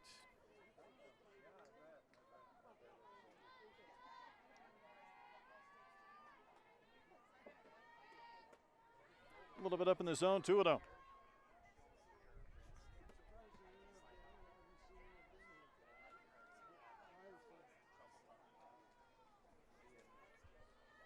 Three straight retired by Highland. Bases empty in the 5th inning. And Riley Ellen trying to reach. You notice how a lot of these Lion hitters have a very similar looking stance. Bit of a crouch in the box. Maybe providing a smaller target for a pitcher like Emma Highland. 3 balls and no strikes to the Lions right fielder. Good pitch for a called strike. LMU again entering play today, having won 11 of the last 13 games, 15 of their last 18. And it's a school in a conference that does not have a postseason tournament. Automatic bye goes to the regular season winner, and for many years that has been BYU. Strike called, so the count has gone from 3-0 to 3-2.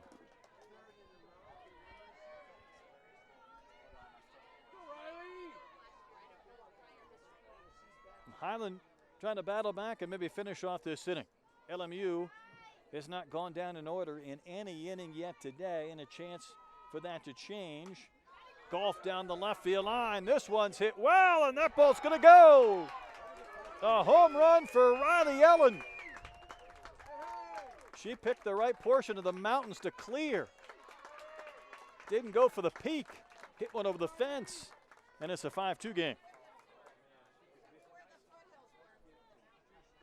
Home run number 8 of the season for Riley Ellen. So each team has now homered in this last at bat. Williams, the opposite field shot in the 4th for Iowa State, and Riley Ellen with a solo shot for Loyola Marymount. And here's Andrea Gonzalez.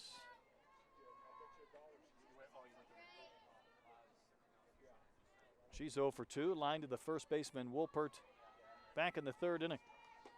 Well-placed pitch for a strike, so LMU is yet to go down in order, and Highland had that chance after the fly out and the strikeout to begin this 5th. But Ellen with the home run, and here's the shot. Golfed one down the line, up and out, and over. Strike called on the pitch to Gonzalez, and the count now quickly 0-2. You see the celebration, elevate and celebrate here in Colorado. Get them up and out and over the fence. The count quickly 0-2 to Andrea Gonzalez. Here we go, Dre.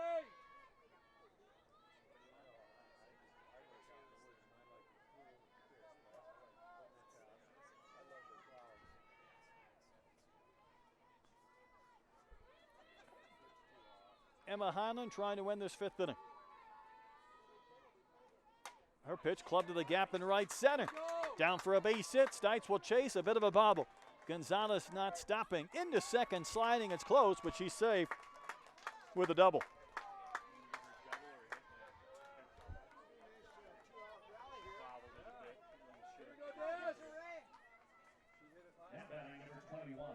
Here come the Lions. We talked about their relentless approach offensively and doing some damage. Waiting a little bit late in this game, but trying to do so here in the 5th inning, albeit with 2 outs. Coach Sammy Strins-Ward said we've learned that you got to score runs to win, especially when you play in some of these higher altitude conditions, which they did in Reno and obviously here in Fort Collins.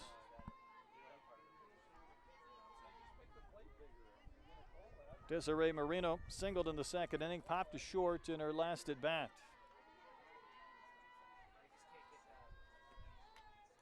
She was fooled a bit, able to make just enough contact to foul it back.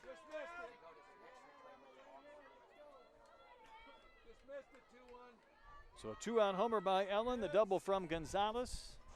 Even a base hit here from Marino would tighten this game up in a very short amount of time. Off the corner and down and out. That's the pitch that Highland was working on early in the game when she just refused to maybe give up that spot, trying to get the call.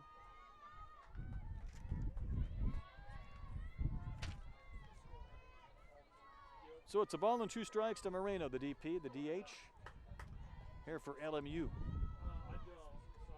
Got a pitch to hit and popped it up. Not a lot of foul territory here, and it'll be over the screen and into the seats. Feels like the wind has picked up here in the last few minutes as you see this pitch rising up in the zone and rocketed to right center field on the double from Gonzalez. Wind earlier was blowing in from left, maybe now swirling a bit or blowing from left to right. You see some of the ponytails blowing in the breeze as well. And the 1-2 in the air to right center field. Stites with a great grab. My goodness, each of the last 2 innings has ended with a fabulous play by an Iowa State outfielder. Carter last inning, Stites this inning, and LMU will leave another, even though the home run from Ellen has tightened up this game and made it a 5-2 Cyclone lead.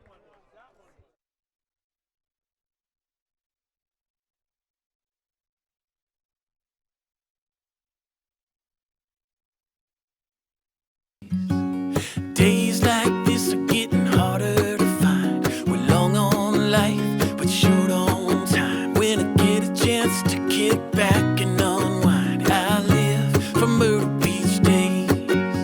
Myrtle Beach days got blue in the sky, not a care in the air, ocean breeze blowing by, just sitting on the sand, soaking up the sunshine. I live for Myrtle Beach days.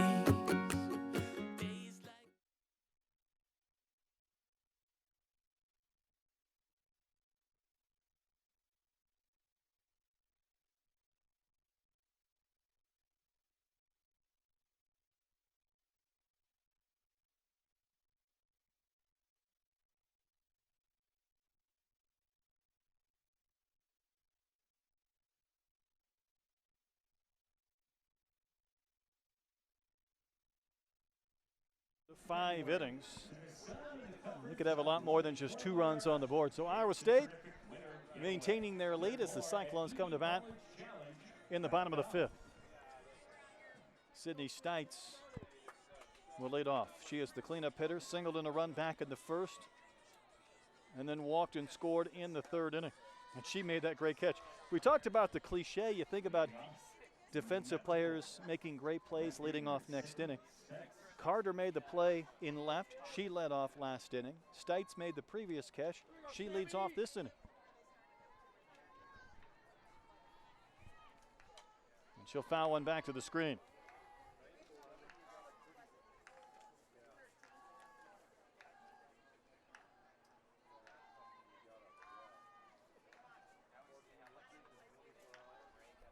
For a lot of these players playing softball in Colorado, maybe a little bit new from a collegiate standpoint. But for Stites, she grew up in Bozeman, Montana. Around this roster of Iowa State, so many Iowans and a few Colorado natives or California natives. But for Stites, from Bozeman, playing here and having a big game with an RBI, a run scored, a great catch in right. Takes one just off that corner, and it did not miss by much.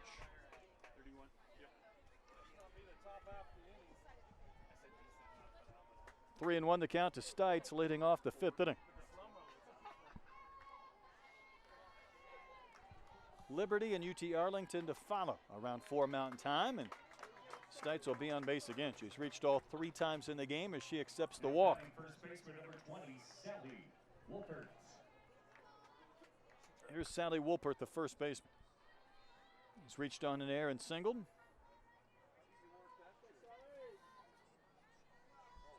So again, Iowa State ran through a 5-team regional, winning all 3 games in Ames, defeating South Dakota, then Purdue twice. LMU had to go to Reno. They lost their first game to Nevada, came back, ran off 4 straight wins, including a couple of wins in the final day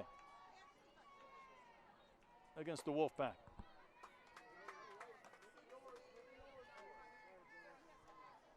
Two another count to Wolpert.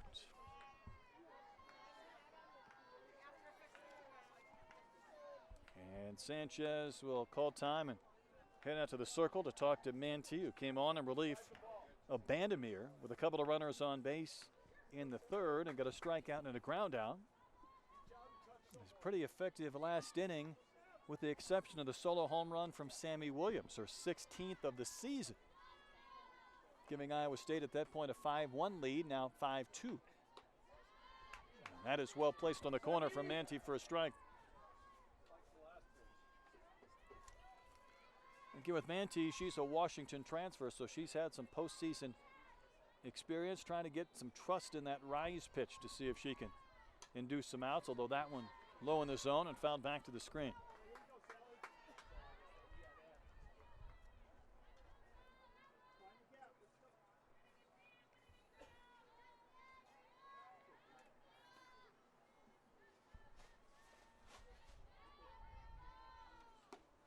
Wolpert takes, and again just off the corner. Bit of a tight zone at times today from Brian Crochet behind the plate.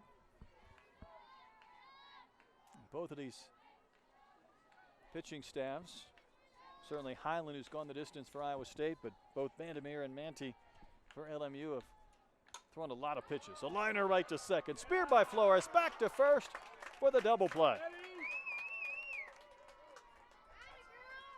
Flores had an error earlier in this game, but first freshman to ever be the West Coast Conference Defensive Player of the Year, so a good one. And she not only spared that line drive, but got rid of it quickly, firing it back to first for the line out double play. Here's Michaela Ramos, the catcher. A 2-run single back in the 3rd inning, rolled one between 3rd and short that gave Iowa State some breathing room.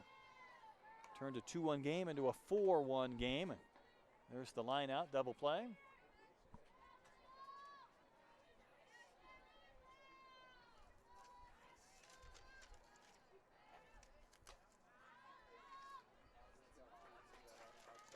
And this is the 2019 NISC, the postseason National Invitational Softball Championship from TC Colorado Field here in Fort Collins. 3rd year of this event and the first hosted here at the home of Triple Crown Sports in Fort Collins. A little bit up and out and off the corner. 19 teams began play, and we're down to 4. And after today, have a couple of teams for the winner's bracket tomorrow and 2 teams that will be facing elimination tomorrow. Play for Diedrich, and that'll end the inning. So a walk, a line-out double play, and a pop-up, and we have completed 5 innings with Iowa State in front of LMU, 5-2. In the bottom of the 5th.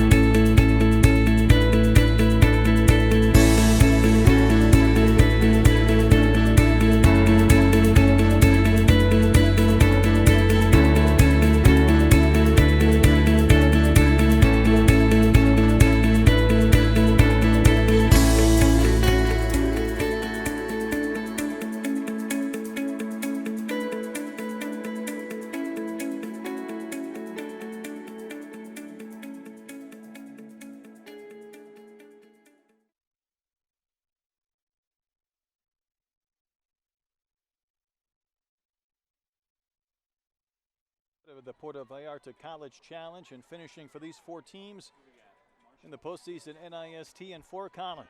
LMU down to their final 6 outs, working here in the top of the 6th inning against Iowa State's Emma Highland. Sierra Marshall leads off, so it's 9, then 1 and 2 in the Lions lineup.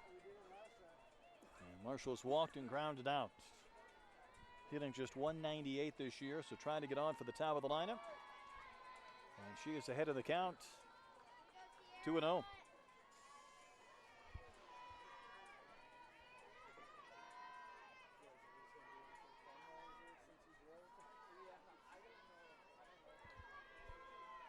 Highland needs a strike, doesn't get one, 3-0. Baserunners all game for LMU. A couple of great plays by the Cyclones, really in essence 3 today that take some runs off the board, but we'll see if LMU has any late inning magic left in their bats. That game 2 win in the regional final at Reno. Nevada led 2-0. LMU roars back for a 5-2 lead, only to see Nevada come back and then take a lead after that, 6-5. LMU would win the game 9-6. And that is a walk to begin this 6th inning. Marshall walks for the 2nd time in the game. She'd walked 5 times all year. She's walked twice today. Top of the order for the Lions. And it turns the lineup over for Molly Gumbo. Gumbo, the leadoff hitter, but she does have some pops. 7 home runs, 3 of those coming last weekend. For LMU, they could use a few more base runners, try and create some issues for High.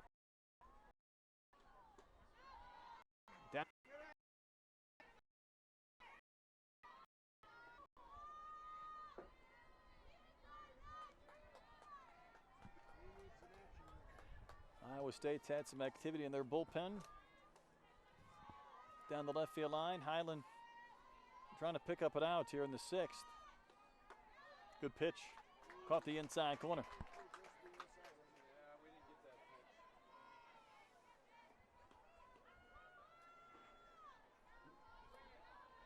Gumbo hasn't collected a hit today, 0 for 2 with a walk, but 61 hits on the season.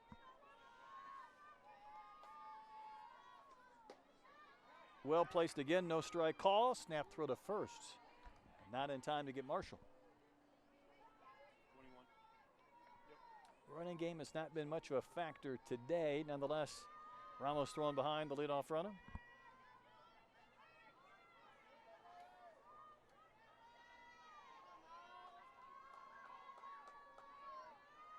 Here's the 2-1 offer.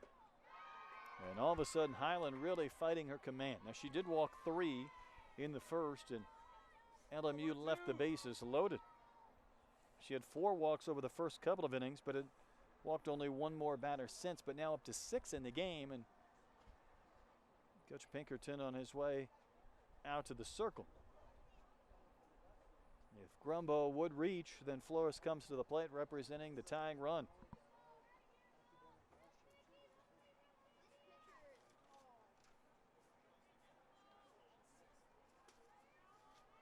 So a short conversation in the circle. Infielders remain as Coach Pinkerton heads back to the dugout.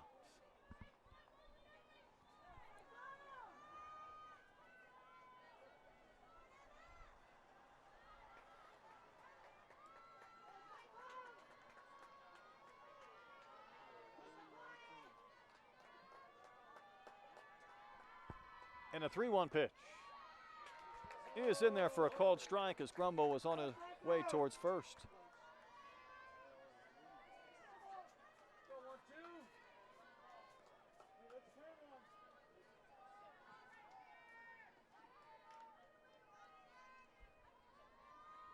Big payoff pitch to Gumbo. Tapped foul wide to third.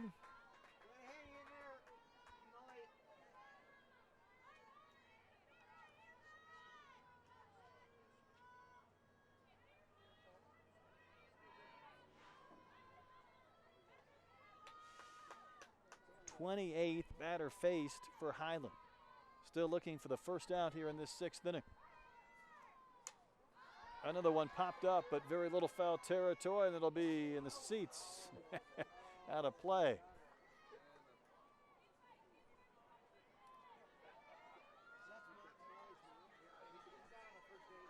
Pretty good battle brewing between Molly Gumbo and Emma Highland. Awaiting a verdict on another 3-2 pitch. Chopped to third, bobbled by Shaben. One play, that's first, safe. And 2 runners on base and nobody out.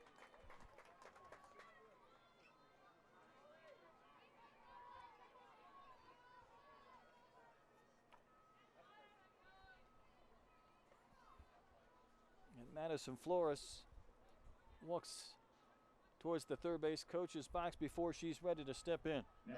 An error on Shaben, so a walk and an error, and there's a couple of runners on base for LMU.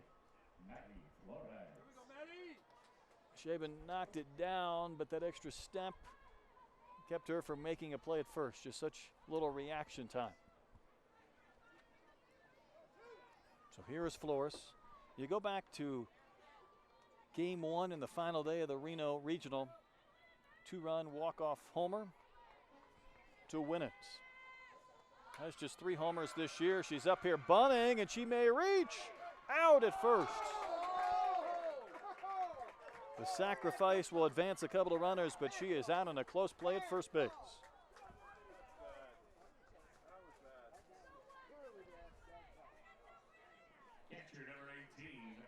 Well, even a base hit, though, would not tie up this game, but we'll see if Irma Sanchez can keep this train moving for the Lions in the 6th.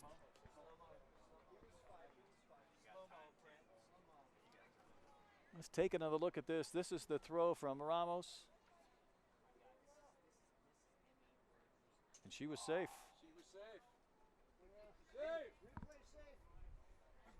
Close play, but able to get that foot on the base.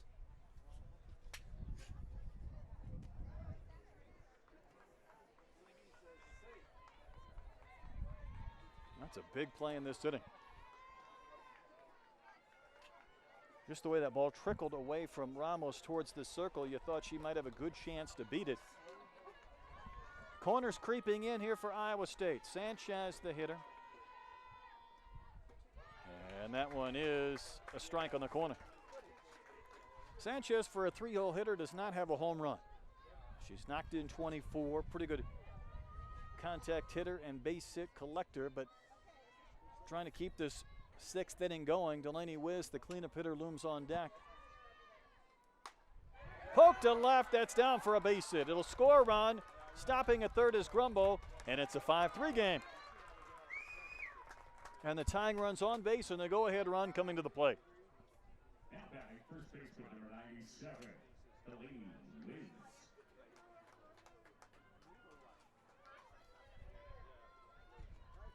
And it will indeed bring up the cleanup hitter, Delaney Wiz, who doubled and scored back in the third. She flied to left in the fifth, also has drawn a walk.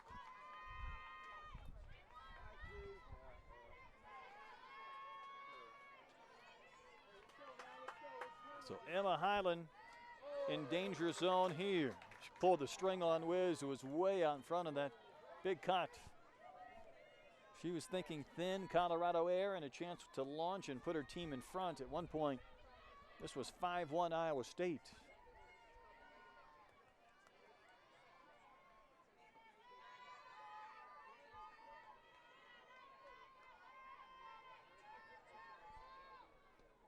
Wiz socks one to left. That ball will be caught by Carter. Tagging is Gumbo. The throw's offline. It's a one-run game.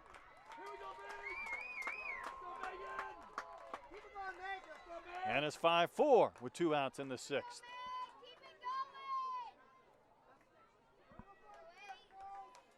Now batting shortstop number 8, Megan Diedrich.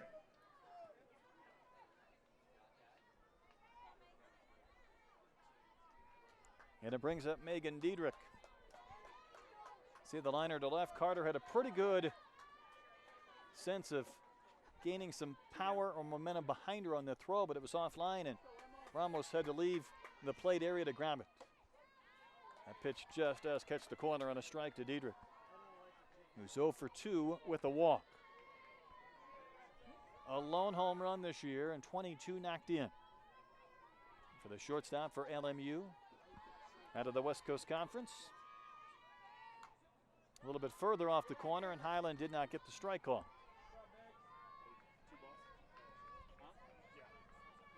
Two and 0.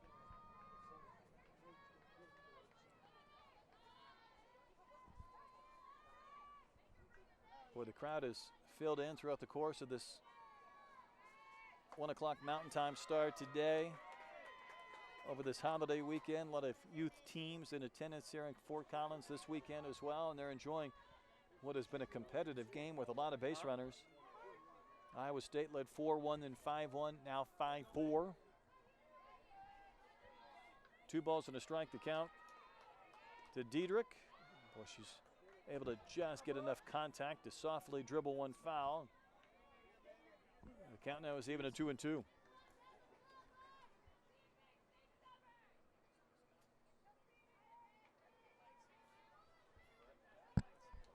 One thing we don't have is a pitch count for Highland, but it feels like she has really thrown a ton today through what has been 5 2/3 innings. 125. It felt like a lot, and it was a lot for 5 2/3 innings. Sock to left, traveling to Carter, inning over. So some hard outs this inning for LMU. They get a couple of runs. And we go to the bottom of the 6th. It's a 5-4 Iowa State lead. We move to the bottom of the 6th inning. It's Iowa State 5.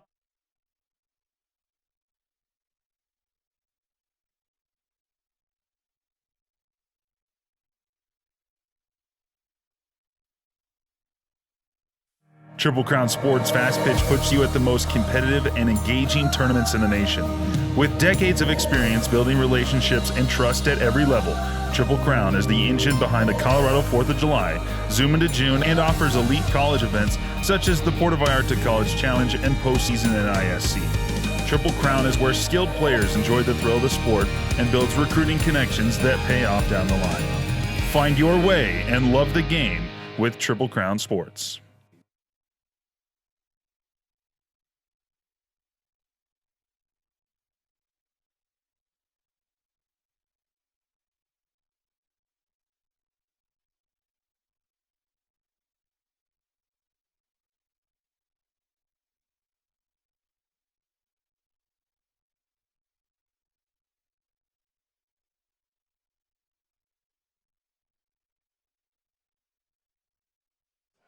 Loyola Marymount. The Lions have stranded 10 runners through 6 innings, so they've had a lot of traffic. And Iowa State comes to bat in the bottom of the 6th inning. Bottom of the 6th inning, leading it off, third baseman number 6, Logan. Logan Shaban will lead off against Samantha Manti. I want to take you through some of the connections between these two teams before we get any further into this game. And we talked about the fact that Coach Sammy Strins Ward has used Coach Pinkerton as a reference before. In fact, her husband, good friends along with Coach Pinkerton, but where it really gets fun is Brittany Miller, the pitching coach for LMU, used to be at Iowa State. And that one is down and out. In fact, Coach Miller, when she was at Iowa State, recruited most of the senior class for the Cyclones. And when Coach Pinkerton was formerly an assistant at Iowa State, Coach Miller was also an assistant at that time.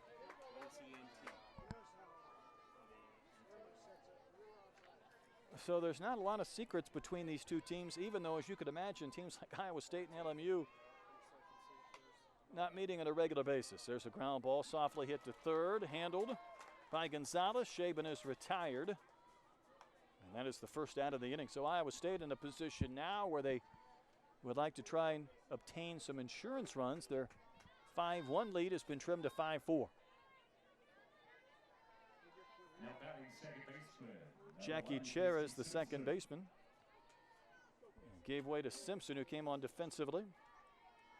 So Simpson will bat instead.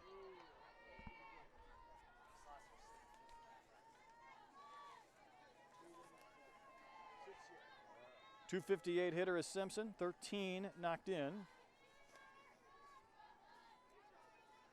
Well, she had a big game earlier this year back on April the 2nd when she had 7 runs batted in. Had a grand slam at her first at bat, never looked back. She's up here just trying to get on against Manti in the bottom of the 6th. Her team leading by 1. Looking to advance to the winner's bracket to play the winner of our second game, which will be UTA, UT Arlington, and Liberty.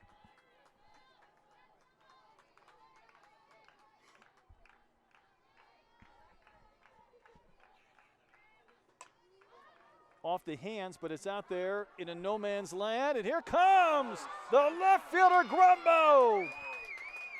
What a catch.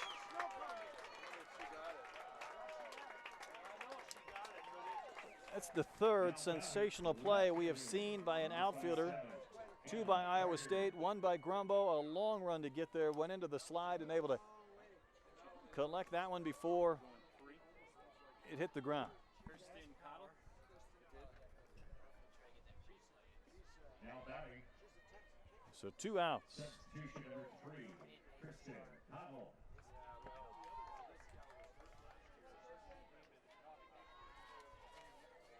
Pinch hitter for Iowa State, Kirsten Cottle.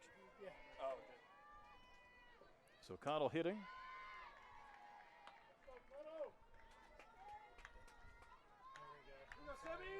Numbers and I'll start home score. Home is 5, guest is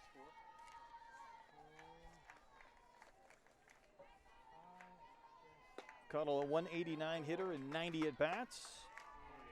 Hitting here for Hannah Carter, who we've seen make some outstanding plays in left field for Iowa State. 2-0 on the string. Base is empty, 2 outs. That one way outside. I think it was on a power save mode. No. There was an issue. They had to move off the power shift. Yeah. Yeah, they unplugged it and it froze. Let's take a look at this catch again. The play that was made by Gumbo in left. She was able to make the play. What a sensational effort. 3-1. What's the count? 3-1 the count to Cottle. Manti trying to win this inning, get her team back up there in the 7th. We just did strip around like just seconds.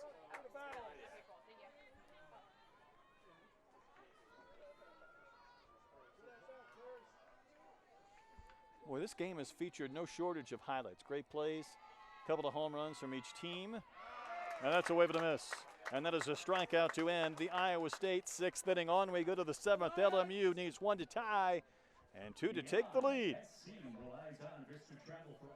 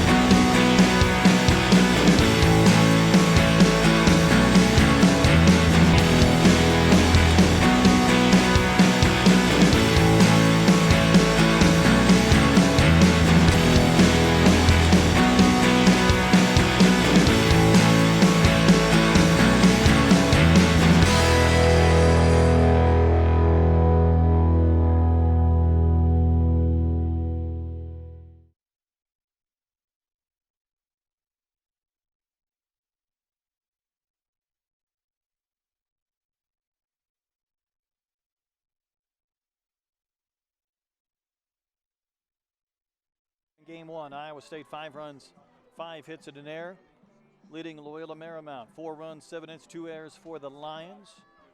LMU has left 10 runners on base despite 2 or 3 outstanding defensive plays made by Iowa State. Where the Lions have a chance to tie or take the lead here in the 7th inning. Emma Highland will soldier on. She has pitched the entire game for Iowa State. She'll face Riley Ellen, who hit a solo homer against her in the 5th with the bases empty and 2 outs over the fence and left over the Rocky Mountains. And for Ellen, it was her 8th home run of the season.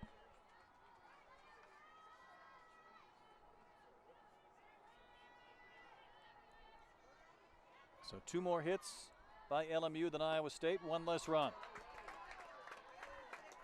And Ellen finds herself down in the count, 0-2.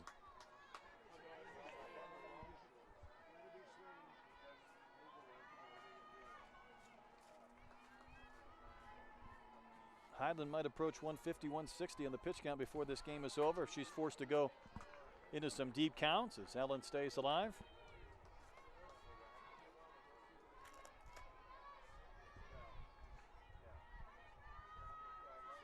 Boy, just a base runner or 2 would really create a lot of interest for LMU. And there is a light wind blowing in from left, making home runs maybe just a little more difficult, although didn't phase Ellen earlier. That's a skimmer towards Simpson at second.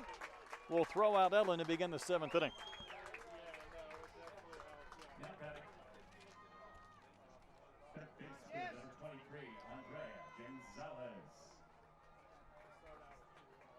Here's Andrea Gonzalez, who doubled back in the 5th.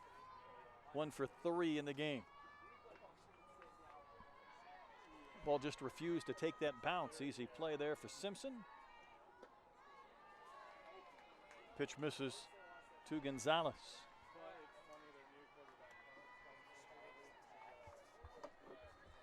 Day 1 of our postseason NISC, the National Invitational Softball Championship, postseason variety. 3rd year of this event. Socked to right. This ball starting to travel. That ball's off the fence. Gonzalez is going to have a double as Nearad will play it back in. Might be the indication ball will elevate and carry a bit here in Colorado. Stites was back there, and instead of continuing to run, she was trying to time her leap, and that ball was just over her glove and nearly went over that short fence in right. And the tying run in scoring position. Here's Desiree Marino.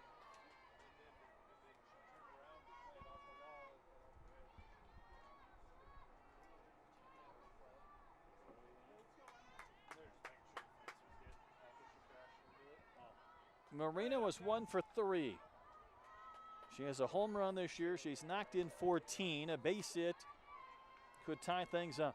Iowa State has never trailed in this game. Cyclones score 2 in the bottom of the 1st. Build a lead as much as 4, and it's down to a single run.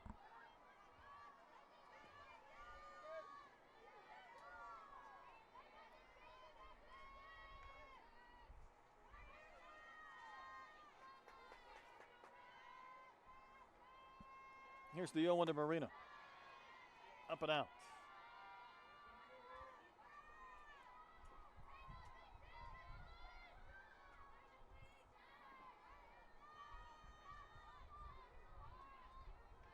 Iowa State went 3-0 in the Ames Regional. Cruised through that 5-team set. Trying to win game 1 today. Meanwhile, LMU trying to run their winning streak to 5 straight wins here in this event after losing their very first game in the Reno Regional. 2-1 the count to Marino, batting 8th in this Lions lineup.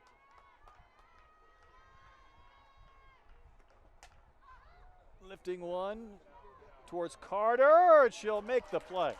Very little foul territory, but she measured the fence, and the winds, which are maybe blowing a bit from left to right, may have helped keep that ball in play. So LMU down to its final out.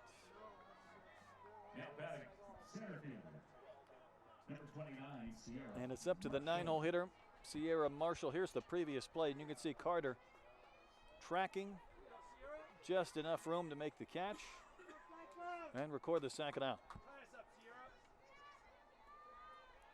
Marshall did walk last inning to lead things off, and she would score one of 2 runs in the frame. Now trying to extend this inning and this game for Gumbo, who waits on deck, and that one fouled into the street.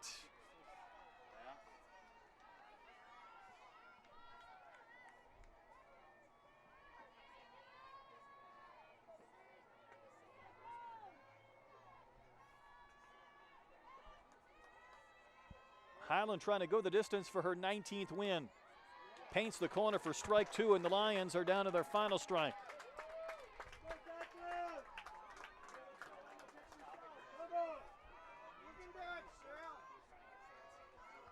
See if the Lions have a little more fight in them. Highland trying to end this game and send Iowa State into the winner's bracket. The 0-2 pitch. She pushed one a little bit further off the corner, and Marshall would not chase. 5-4 Cyclones in the 7th.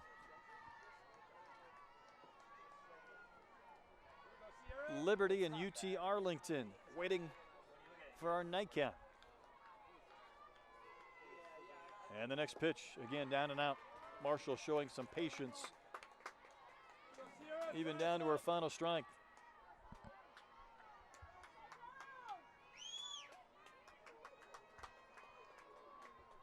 Two walks and a ground out for Sierra Marshall in the game. And that just floats a bit outside, and the count has gone full. And again, Molly Gumbo waits on deck. She'd love a chance to bat and do some damage. And Iowa State wants to begin their celebration.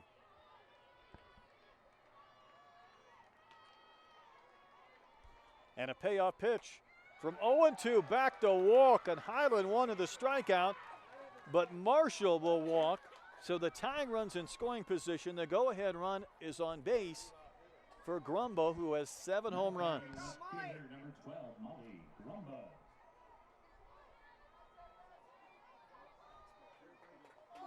And Coach Pinkerton on his way out to the circle, and we'll see if that might do it for Highland. There has been activity at times in the Iowa State pen, but might just want to talk over how they want to pitch Gumbo, who has reached base 3 times today but does not have a base hit.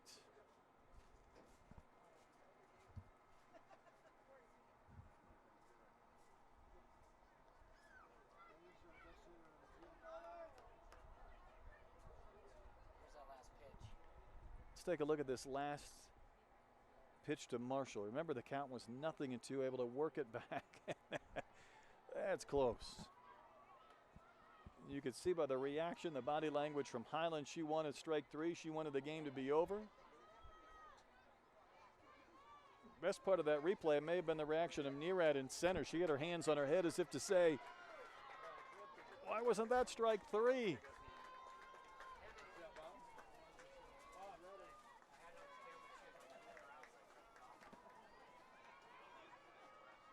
Eight hits for LMU to 5 for Iowa State, but the Cyclones have never trailed.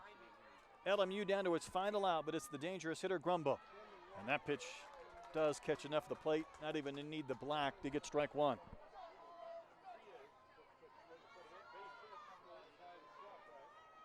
"27 runs knocked in this season for Gumbo.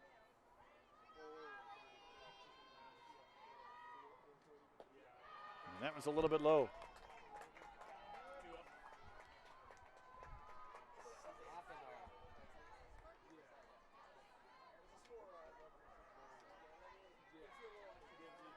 "5-4 Cyclones in the 7th. Gonzalez at second, Marshall at first, and that one sent down the line but fouled by 4 or 5 feet.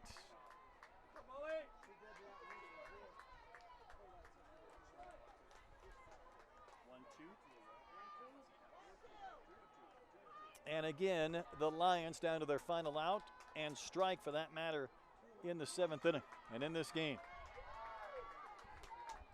Highland's pitch count has been on the rise, dealing with all kinds of traffic today. Trying to leave 2 more Lions on base and end this game. And the 1-2 pitch, right back to the circle. Knocked down, she picked it up with her glove, and it's late at first. My goodness, Highland had no business picking that ball up with her glove. It took an extra second rather than to go with her bare hand, and it cost her, for the time being, ending this game. And the bases are loaded.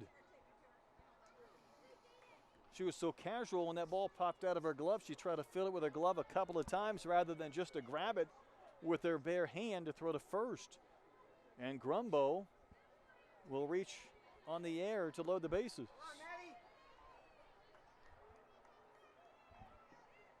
And it brings up Madison Flores, and we've talked about her game-winning home run when Loyola Marymount was on the verge of elimination in Reno. She hit the home run to win the game 4-2.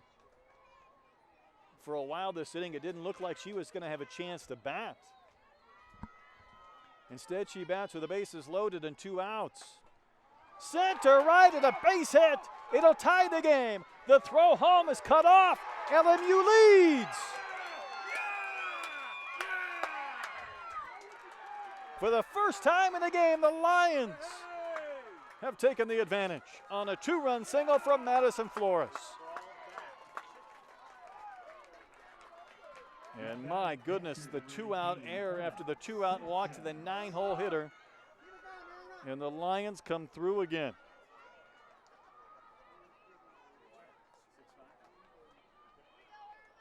(6-5) LMU.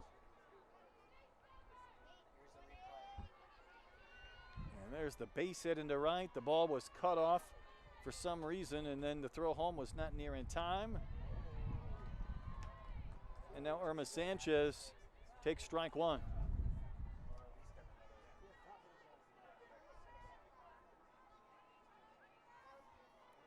Iowa State had never trailed. They got to that final out, and then it was a walk, an error, and a single to chase home 2 runs. And a strike call to Sanchez. It's 0-2.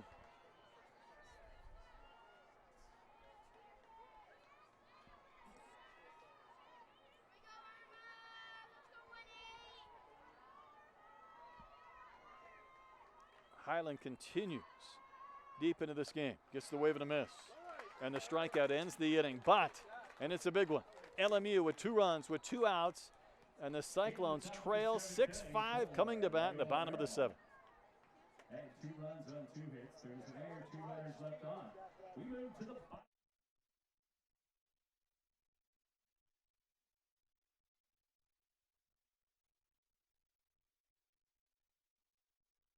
So eval has struggled. We've built a new product, and that product's called TC Eval. We've hired coaches, college coaches, to be able to determine one answer for the parents. Right now, I forecast that your child, your young lady, your young man is at this level. You may not like the answer, but it is a neutral, qualified answer of where your daughter belongs. We would love to have your son or daughter in the Triple Crown evaluation process. Thank you.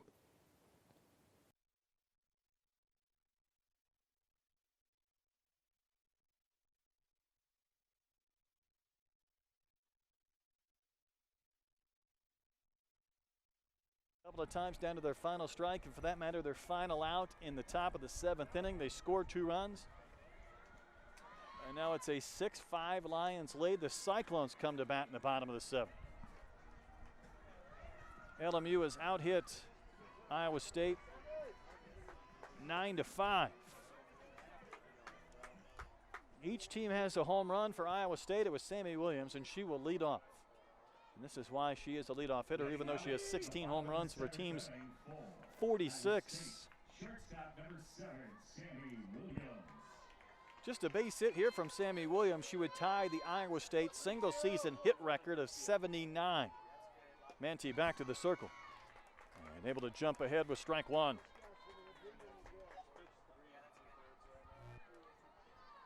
Sammy Williams has been a joy to watch with what she's done defensively.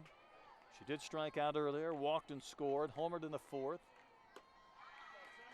Cuts and misses. Well-placed pitch from Samantha Manti, who's in line to be a winner. She came on in the 3rd inning to get the final 2 outs and has stayed in since. In relief of Bandemir.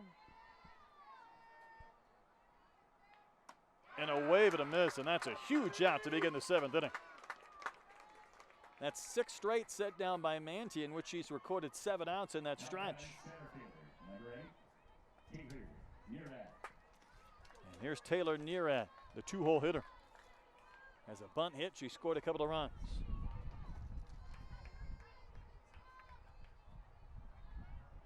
And the wind's really whipping now. It started temperatures of 65 degrees. It feels like it's warmed up another 8 or 10, but the winds have really picked up, blowing some dust around the field here in Fort Collins. Haven't created any problems with some fly balls yet. All of a sudden, LMU is locked in, including Manti in the circle. And the count of ball and a strike to Nearad. Lewis and Stites, the next 2 scheduled hitters for the Cyclones out of the Big 12. And that one not close.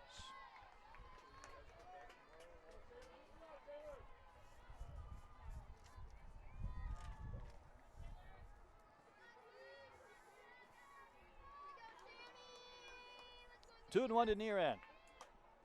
And that one will be back in the trees and out of play.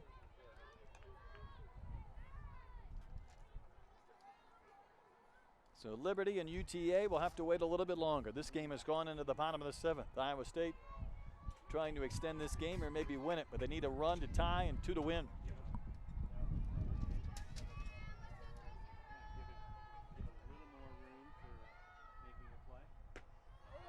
Over but low apparently, and now the count is 3 and 1.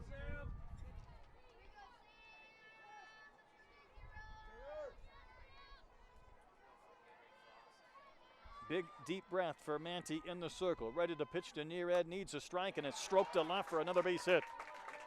And the Cyclones still have life here in the bottom of the 7th. The tying run is on base with 1 out.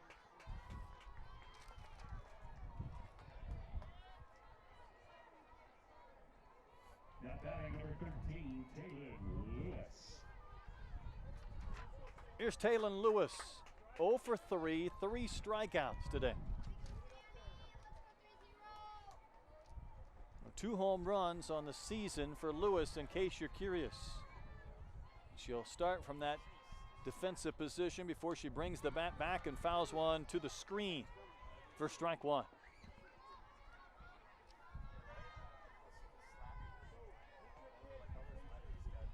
Nice pitch, Sammy! Go, Sam, 3-0.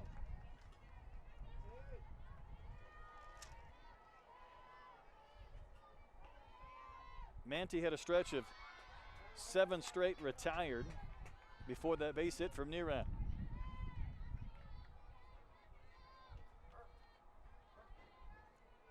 And the count of ball and a strike to Taylon Lewis.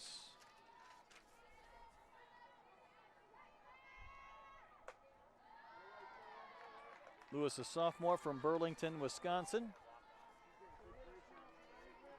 Again, just trying to avoid what would be her 4th strikeout of the game, but she's ahead in the count here.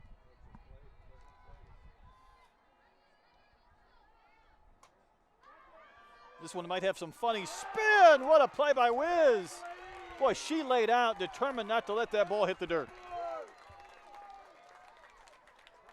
That is an all-out effort play for out number 2 in the bottom of the 7th inning.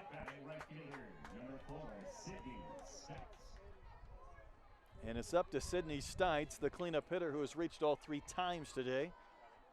A couple of walks, a single. Watch Wiz from your screen come racing in, stick that glove out, and she nearly did a face plant in the dirt, but held on. And Stites takes strike 1. I know you're curious about Stites. She's hit 6 home runs this season. Long one would win it for Iowa State, and out would end it for LMU. Put the Lions in the winner's bracket. Good pitch. And now it's the Cyclones down to their final strike and out. Boy, what a game.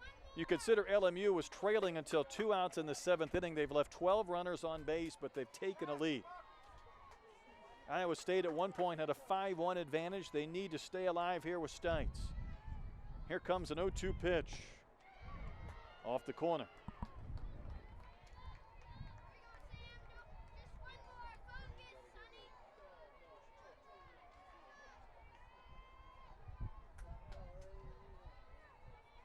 1 ball, 2 strikes to the cleanup hitter Stites. And the pitch from Manti. Drilled to center, traveling to Marshall. Ball game over. And the Lions, with 2 runs in the 7th, come back and win it 6-5 over Iowa State to jump into the winner's bracket. And sending Iowa State to face the loser of our next game between Liberty and UT Arlington. Boy, that ball was absolutely tattooed to center, but caught to end the game. Let's take a look at this liner. It was hit right to Marshall in center. Here's your final totals in game 1. LMU wins it, 6 runs on 9 hits and a couple of errors, even though they left 12. Iowa State, 5 runs, 6 hits and a couple of errors. Manti got the win in relief. Highland went the distance but suffers the loss, and it took 2 hours and 34 minutes to play. LMU will gladly take it. They're a winner 6-5 over Iowa State. We'll step aside and come back in about a half hour or more from Fort Collins at TC Colorado Field for our nightcap between Liberty and UT Arlington. I'm Brett Dolan for now, saying so long from Colorado.